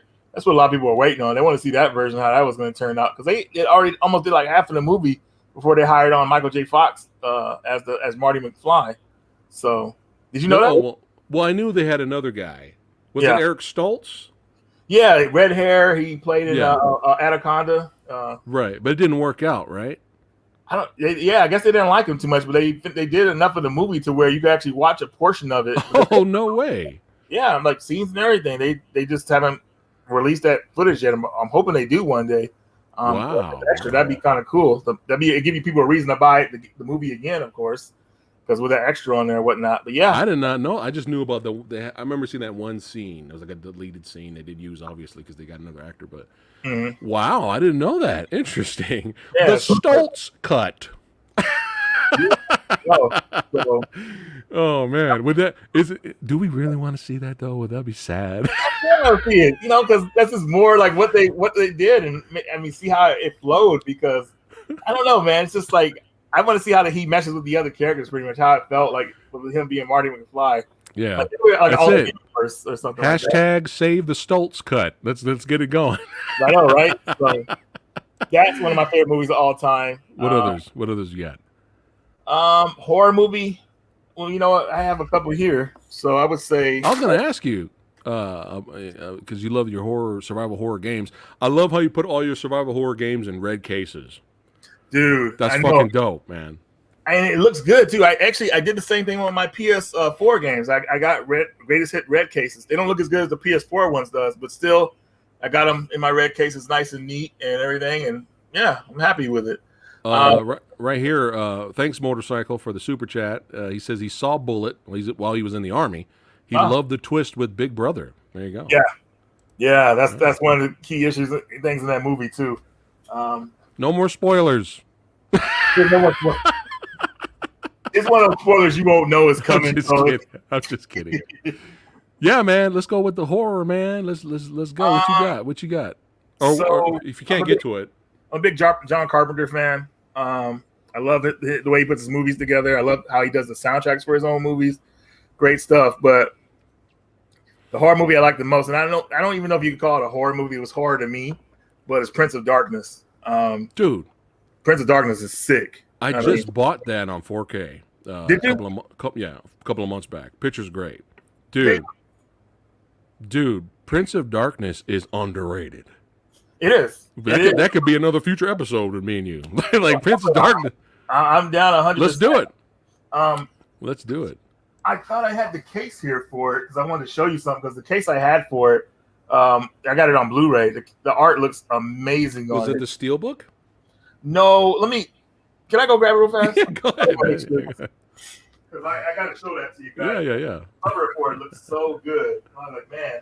And it made me skip over getting the 4K version because I just wanted to have that one. Because they went with a brand new cover for it. Well, the Blu-ray, I think, that came out before the 4K was really good, though, like in terms of picture. Like, they remastered it really well for Blu-ray, so I think you're good. Here it is. Yes. We got Tribal Chief in 3000 says Prince of Darkness is a classic. There you go. Check this cover off. All right. Oh, look at that. Let me blow that sick, up. Dude. Look at I'm that. Blow it up. Look at that. Oh, look at that. That's what I'm talking about. That's a look at that. That's awesome. Yeah, the Steelbook. I don't think the Steelbook was different. But yeah, that artwork is awesome. And then if you open it up, it has the original artwork as well, which doesn't pop as well. But still that's in there as well too. So that's classic too. That's a poster, man. I love the flippers. I love how you just want to flip it around, have a different cover. You're tired of looking at it? Hey, flip it around. Yeah. This Imran movie says beautiful artwork, he's saying right there, Imran. Yeah, seriously. That's probably one of my favorite horror movies of all time. Dude, the impending doom in that. The whole movie from beginning to end. Well, you know how it ended? Like, you don't expect that because, you know, that I mean, we could talk about it because the movie's over 30 years old pretty much. Yeah. But, man, when the girl, she doesn't try to sacrifice herself. Obviously, she's trying to stop what happens, but she gets stuck on the other side, and Ronald breaks that mirror, and she's trapped over there. And there's this scene they cut to her face expression, and it's like one of the scariest scenes I've ever seen because she sees the portal's closing, and she's on the other side with that anti-god. And it's just so crazy. And then the dude like reaching out for help. Yeah, she's like reaching to reach back before it closes, and it just closes on her. It's like, man, it's so heartbreaking. And then the guy she's dating, he's all like upset about it. Then there's that scene where he wakes up and he tries to touch the mirror, and then it cuts the movie out. I was like, man, it's such a good movie, man. And even Donald Pleasance was great in there. Fantastic. He's like great in pretty much all his stuff usually.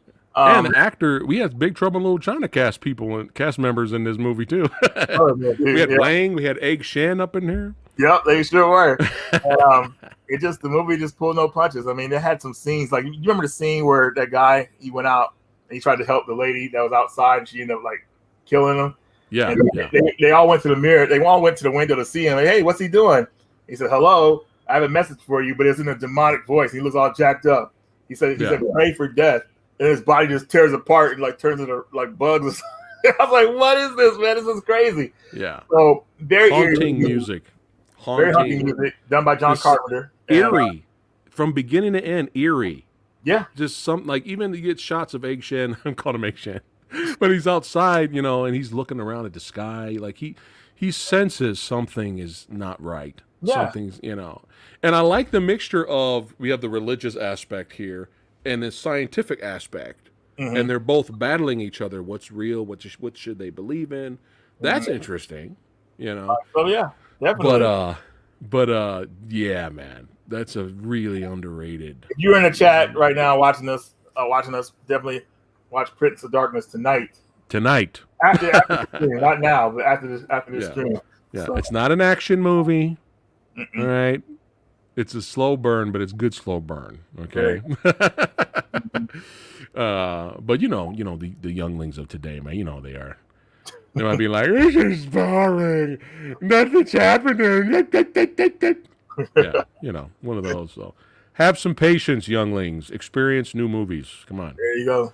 I had to learn the hard way too. I was just like them when I was young. I was stupid. Let's go see Call the Conqueror. I was a dumbass too when I was growing up, man. And then I had to learn. First later. Horror movie that I was able to accept, like that's old school, that was really good, was Night of the Living Dead. I was in fourth grade and I accidentally watched it because there was this. I think I I forgot, but there was this VHS tape that had like a ripped label on it. I couldn't read it at the time because it was something weird on it.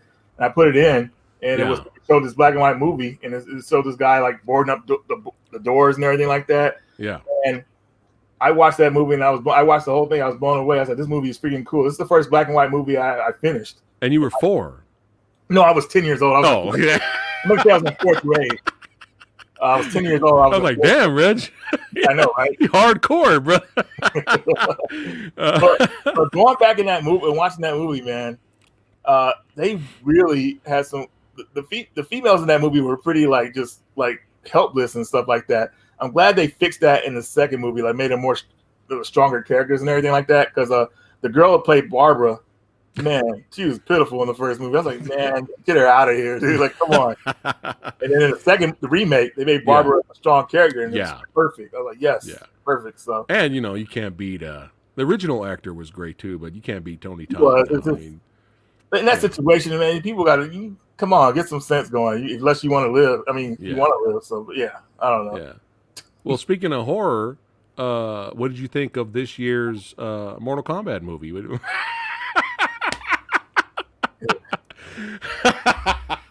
Samurai's got jokes for days, son. I got jokes for days. Look, you know what I'm talking about. Look at him. Well, I haven't. To be honest, I haven't watched it yet. But shit, Johnny Cage is not in it, and I was kind of upset about it because Johnny Cage is one of my favorite characters. Yeah. So I said he had to be in it, but they changed things out, which is fine. I know. So you'll be watching the second one then. Yeah, I watched the second one. I even watched this one. I got it here where I can watch it, so I should just watch it. But I just haven't put the time in to do it. Everybody that loves the movie hating me right now. As long as it's better than Mortal Kombat Armageddon, I think it should be an alright movie. So, all right. Are you a fan of Mortal Kombat Armageddon? What, the video game?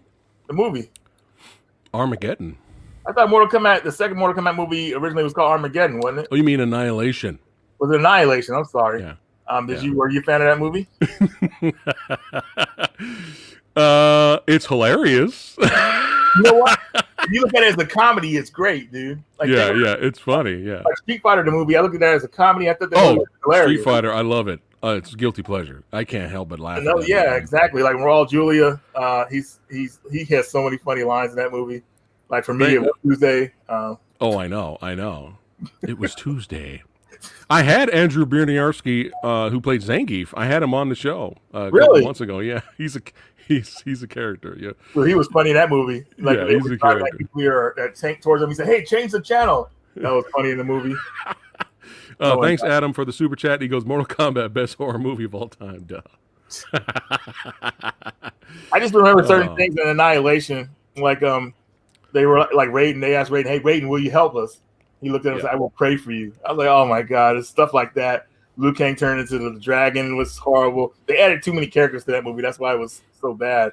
And 2 minutes. And more. Do you have any? Since we're on the topic, any favorite video game movies, or ones you're like okay with? You know what, man? I'm glad you guys asked that question because I have some movies here right now. Shit! It changes all the time. You probably didn't know this movie existed. I got to get up and grab it again. So let's go. Sorry, I'm making you work, man. Sorry. You're gonna love this. Whoa. Let's see Jax in the comments. What's up, Jax? Thought I saw her there. All right, guys. Video game movies have come a long way. Okay. Now, I'm a fan of Super Mario Brothers, the movie. I saw that in the theater when I was a kid.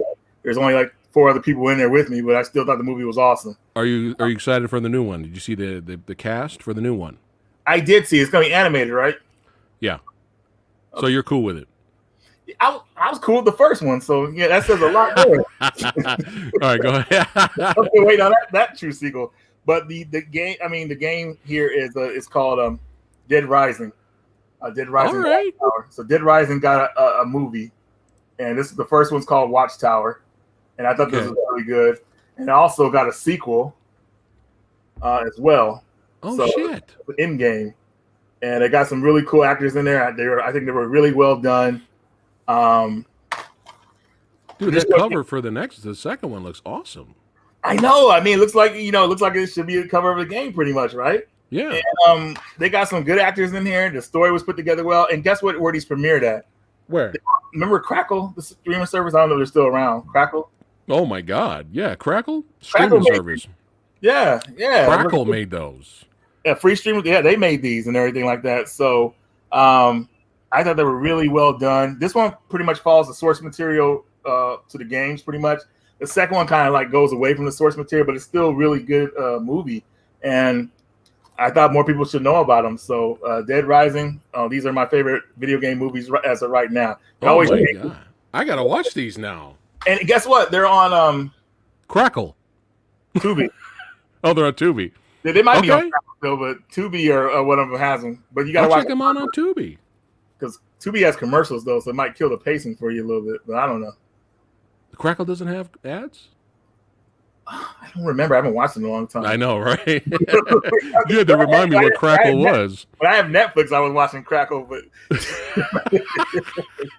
I gotta move up. But we got some good gore effects and shit. Yeah. Oh yeah. Yeah. Well, very well done. They were gonna work on a third movie, but I don't know what happened with that one. But the first two movies are really well done, and you'll enjoy them, I think. So, dude, yeah. Nice. All right. Shit, that could be some more. Is it underrated? Is it underrated ones, man? Nice videos. Nice. Let's see here. Other movies. Do you like any martial arts or action flicks? What was that Jet Li one? I forgot what it's called. Fist of Legend. I like that a lot. That's when he fought the general. That was awesome. That dude in Muay Thai. I love that one. That was a good fighting movie. I was actually cheering for the general because I just loved the Muay Thai he was using. The training he did when he was punching the nails in with his hands. I thought that was awesome. That one is one that comes to mind when it comes to like fighting movies. There's so many you could choose from. Have you seen anything? Have you watched any movies recently that you were like that you recommend? That you're like that was pretty good. Anything recent? I mean, how about a movie that's not very good, but it's kind of funny in a way? Let's go. You're gonna laugh at this. There's a movie called Karen out there, like based on the end of the world. Oh my God, dude! I saw the trailer. It was so over the top. I was watching it and laughing. I had to stop the movie and take a break from watching it because it was like so over the top. It was funny. It was cool. It was okay. I feel like it's meant to be a serious movie, but it ends up being like a black comedy in a way, or I don't know. You would have to judge after watching it. But it's based off all the Karens in the world, and it's all into one Karen. Like they put all their powers in one Karen, and it's like she's and they put all their powers in one Karen. Yeah, pretty much. It's Karen. Okay. So I didn't know what to make of the trailer. I was like, "Is this supposed to be funny?" That was my reaction. So if you're laughing at it, most likely I will probably laugh at it because we love dark comedies. Yeah. Even if it's not supposed, and it could be one of those. Maybe it's just so bad it's good movies where you actually enjoy it. You'll definitely finish it. You'll be like, "Oh my God, I cannot believe this happened." But some of the stuff that Karen does, you'll see you probably seen and people record stuff of Karens in the world doing that same stuff. So I don't know. It's crazy. It's funny. To me, it was. How much you want to bet? How many Karens out there changed their name? I'm telling you. Yeah, I know. Right? Like good Karens, cool. Well, here's the thing. Well, the thing about that thing was it wasn't Karen at first. When all that stuff happened, when they started calling people Karen, at first it was Becca. It was Becky, Karen, and then another name I can't remember. But then for some reason they stuck with Karen. And even when a guy does crazy stuff, they were calling him Kevin.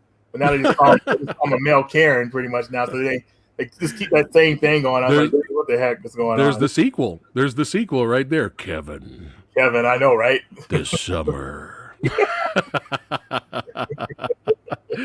Oh my God. All right. I got some movies to definitely check out, man. But you're already one of my peeps. You said Fist of Legend, so you're good. Mm-hmm. You're good to go, my friend. If you said 2016 Ghostbusters, I don't know. I would have to end the stream. Well, you know what's funny about that? If anybody talked bad about that movie, people would get mad at him. Like, oh, you just don't like a strong female cast is what I was seeing with people. Like, you heard of Angry Video Game Nerd? Oh, yeah. So he got attacked. It's stupid. For nothing. He just said, like, I'm not really interested in it. You just don't like this movie because of this. I'm like, come on. Yeah, it's a if it was a good movie, I wouldn't give a fuck.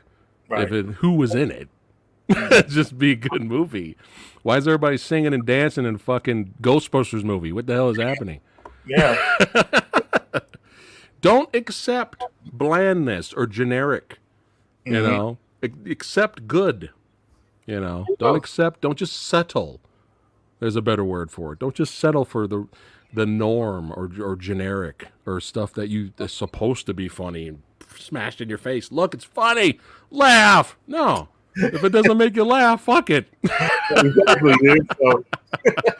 Hopefully this new Ghostbusters is fun. It looks like it's good, man. I'm hoping for it. I mean, it should have been out by now, but unfortunately, did it get pushed back or no? It got pushed back. It was supposed to come out during the COVID time and during this, but it got pushed back to sometime this year. I thought. As long as it comes out this year, that's not bad. Yeah. And Top Gun Maverick. Hopefully that finally comes out. That got pushed back, I think, next year. Really? I think so. Yeah, but I'm not positive on that though. But yeah, man, too many great movies out there. Any sci-fi stuff you like? I miss watching Sci-Fi Channel. I used to watch Sci-Fi Channel a lot. So going into sci-fi, I would say Battlestar Galactica was awesome for me. Sliders. I know you like Sliders. Oh man, Sliders. Come on. I watched some of it. I'm be honest. I watched some of it. I liked it, but I wasn't like I gotta watch Sliders every week. I wasn't like that. But Sliders got me through when I was going to school and everything like that. Like Sliders, I come home, I'm all mad about my homework and everything like that. I was probably watching Xena or something. Sliders got me through because they're going to so many different dimensions and everything, like where stuff is like different or whatever like that. And I just thought it was awesome. So Sliders, guilty pleasure. That was sci-fi.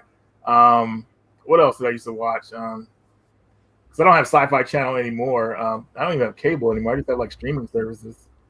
Dude, we've been like that for years. Yeah, it's weird. Like no point.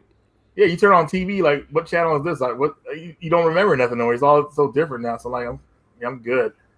But those two that I mentioned would be the main sci-fi I could think of right now that I really was into or still into. You got like the whole series on DVD. Is Sliders on Blu-ray? Right now. Huh? Is Sliders on Blu-ray? I don't think so. It's on DVD because I would have got the Blu-ray. It's on DVD still. I'm looking at the DVD. I got it the whole 5 seasons for $20, but it comes in this cheap ass case and it's like very disposable kind of. So it's kind of weak. But I just wanted the collection, so I'm good. Yeah, that's all that matters, right? Yeah. Well, 'tis the season, my friend. So I know it's right around the corner. But we've been celebrating horror so far on the channel early because we love Halloween. But any other horror movies you've been watching, or what's some of your favorites besides the John Carpenter ones? The Candyman is good. You know the most recent one? I haven't finished the most recent one yet, but I heard it's good. What else I like is horror. The Hellraiser series. All right. I gotta give it up to Pinhead, man. He's the first three. I actually like all of them somewhat. You know, the one I least like is the one. This is one with this lady. I forgot. It's the lady that played in Sliders. Her name is Curie something. I can't remember her name. Or Carrie something. But that one I didn't really like that much. Kari Wurr. Thank you. Yeah. That one I didn't really like that much, but it was all right. What did you think of the very last one?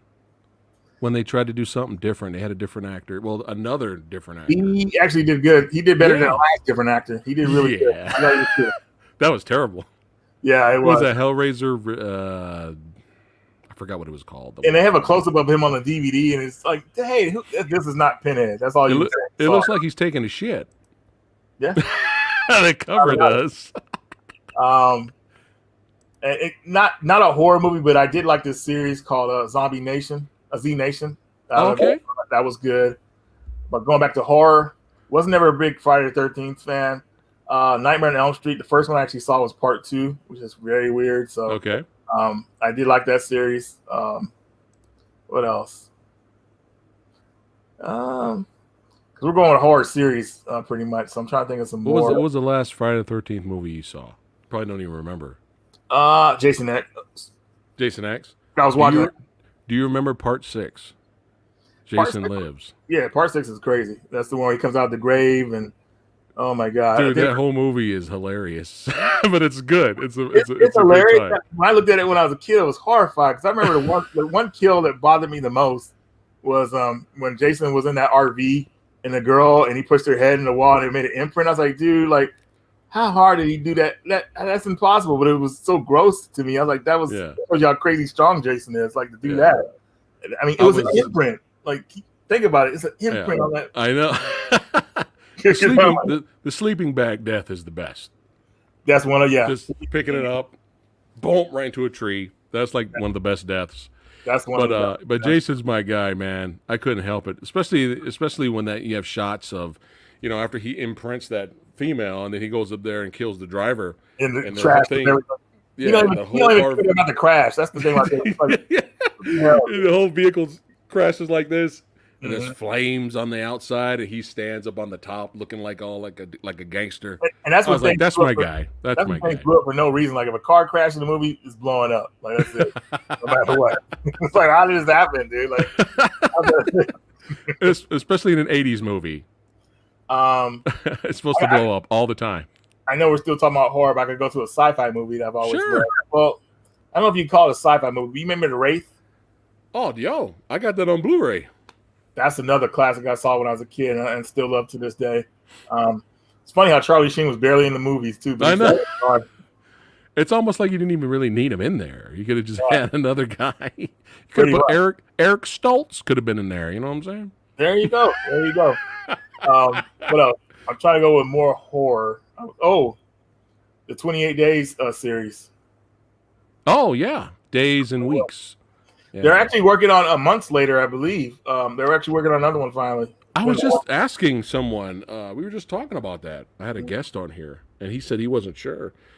Dude, well, that's good. Finally, Jesus Christ, how long did it take? So like damn near over 10 years. I remember the scene. My friends used to get my girlfriend at the time used to get mad at me because the scene in 28 Weeks Later. When they're in that house, they're eating dinner, and the kid comes in, and the kid's loud, and the monsters come in, and everybody scatters, right? Yeah. The wife is trying to get him to save the kid that's hiding in the closet. The kid ran to the opposite direction where they can't really get to him. But instead of escaping, she wants to save that kid. And the husband's like, no, we got to go. We can't save him. We got to get out of here. And she keeps staying there, and the husband just dips out and leaves her. I told everybody that he did the right thing. My girl got mad at me. I was like, are you kidding me? He would have been dead. He went over there. It was just funny to me, but that scene to me, the scene of him like running and it shows the top over camera angle of the zombies chasing him when he's trying to get to the boat. That's such like good like camera angles. I thought that was awesome. Yeah. It's all about the helicopter scene, man, with the blades. Oh, was it which one? In weeks, yeah. The pilot dipped the chopper. That's right. That was like towards the what part was that movie? It was towards the end. It was towards the end. Okay. And he just mowed the waves of zombies, just mowed them down. I was like, yeah. Yeah. That was crazy though, man, because in that movie, Jeremy Renner, I think his name is. Jeremy Renner, yeah. Renner, thank you. I thought he was gonna make it, man. But he got let's say he got toasted pretty much. I was like, that's messed up. You think he got toasted? He's still kind of popular. No, he got toasted in the movie. Oh. They couldn't start the car, so they had to push the car. And he had to push the car to give it a jump, and those guys with flamethrowers were killing everybody, and they flamed him up. Right. It was so bad, man. I was like, man, that's a messed up way to go. I thought you were talking about his career. No. Like, the Hurt Locker, he was on the roll, and then fuck it, he had to go to Marvel. And no, I'm just kidding. I'm kidding. No, I mean his career is strong if he's on Marvel. Because Marvel, you make a Marvel movie, you're set for life. Pretty much. You won, and you're good to go. So yeah. You know what's funny? I think isn't Idris Elba in that movie too? Idris Elba, he's in that movie too. Yeah, he's in it too. Yeah, he's like one of the directors or generals or commanders. I can't remember. Yeah, that's another good actor too, man. Yeah, definitely. Oh man, but dude, you gave me some good recommendations. I gotta watch these movies. Yeah, man. Oh yeah, and you know me, I got tons to give you as well, but I don't want to keep you any longer, my friend. I want to you get some rest and get ready for your weekend, my friend. We've been streaming for 2 hours, man. Been 2 hours? Yeah. Hey, that means you're having fun. Yeah, I'm good to go. We go another hour, 2 hours. Oh shit. Ready to go. Horror Story's not going anywhere. So no, Well, it's all good, man. I'll let you go. What do you got planned for the weekend besides your pickups? Not really much. I'm gonna go visit my brother. What else? Nothing. Just straightening it up and rearranging some stuff pretty much in the apartment. I'm kind of rearranging the game room. I'm gonna catch up on some movies and stuff like that because I usually edit so much YouTube videos that it takes up so much time. I kind of straight back and doing a lot of videos and everything like that, and just do them like here and there. Yeah. At least one a week. I'll do that. I was doing like 2 or 3 a week, so I kind of taking a step back from that because I would be editing all weekend, and it's horrible. Like, man, the weekend's gone. I know what's going on. So stop out of that habit. Play some video games, watch some movies, hang with some friends, possibly Sunday. And that's about it. Nothing special. And it takes me forever to edit certain videos, so I can't even imagine how long it takes you to do yours. Yeah, that's a lot of editing. Adding the footage. But I feel you, brother. I feel you. Me, I'm just being slammed with a lot of guests. Next week, man, I was just like, oh my goodness. All right, let's go. Let's do it. It's unexpected, but all right. People are reaching out to Samurai Guy. All right, cool.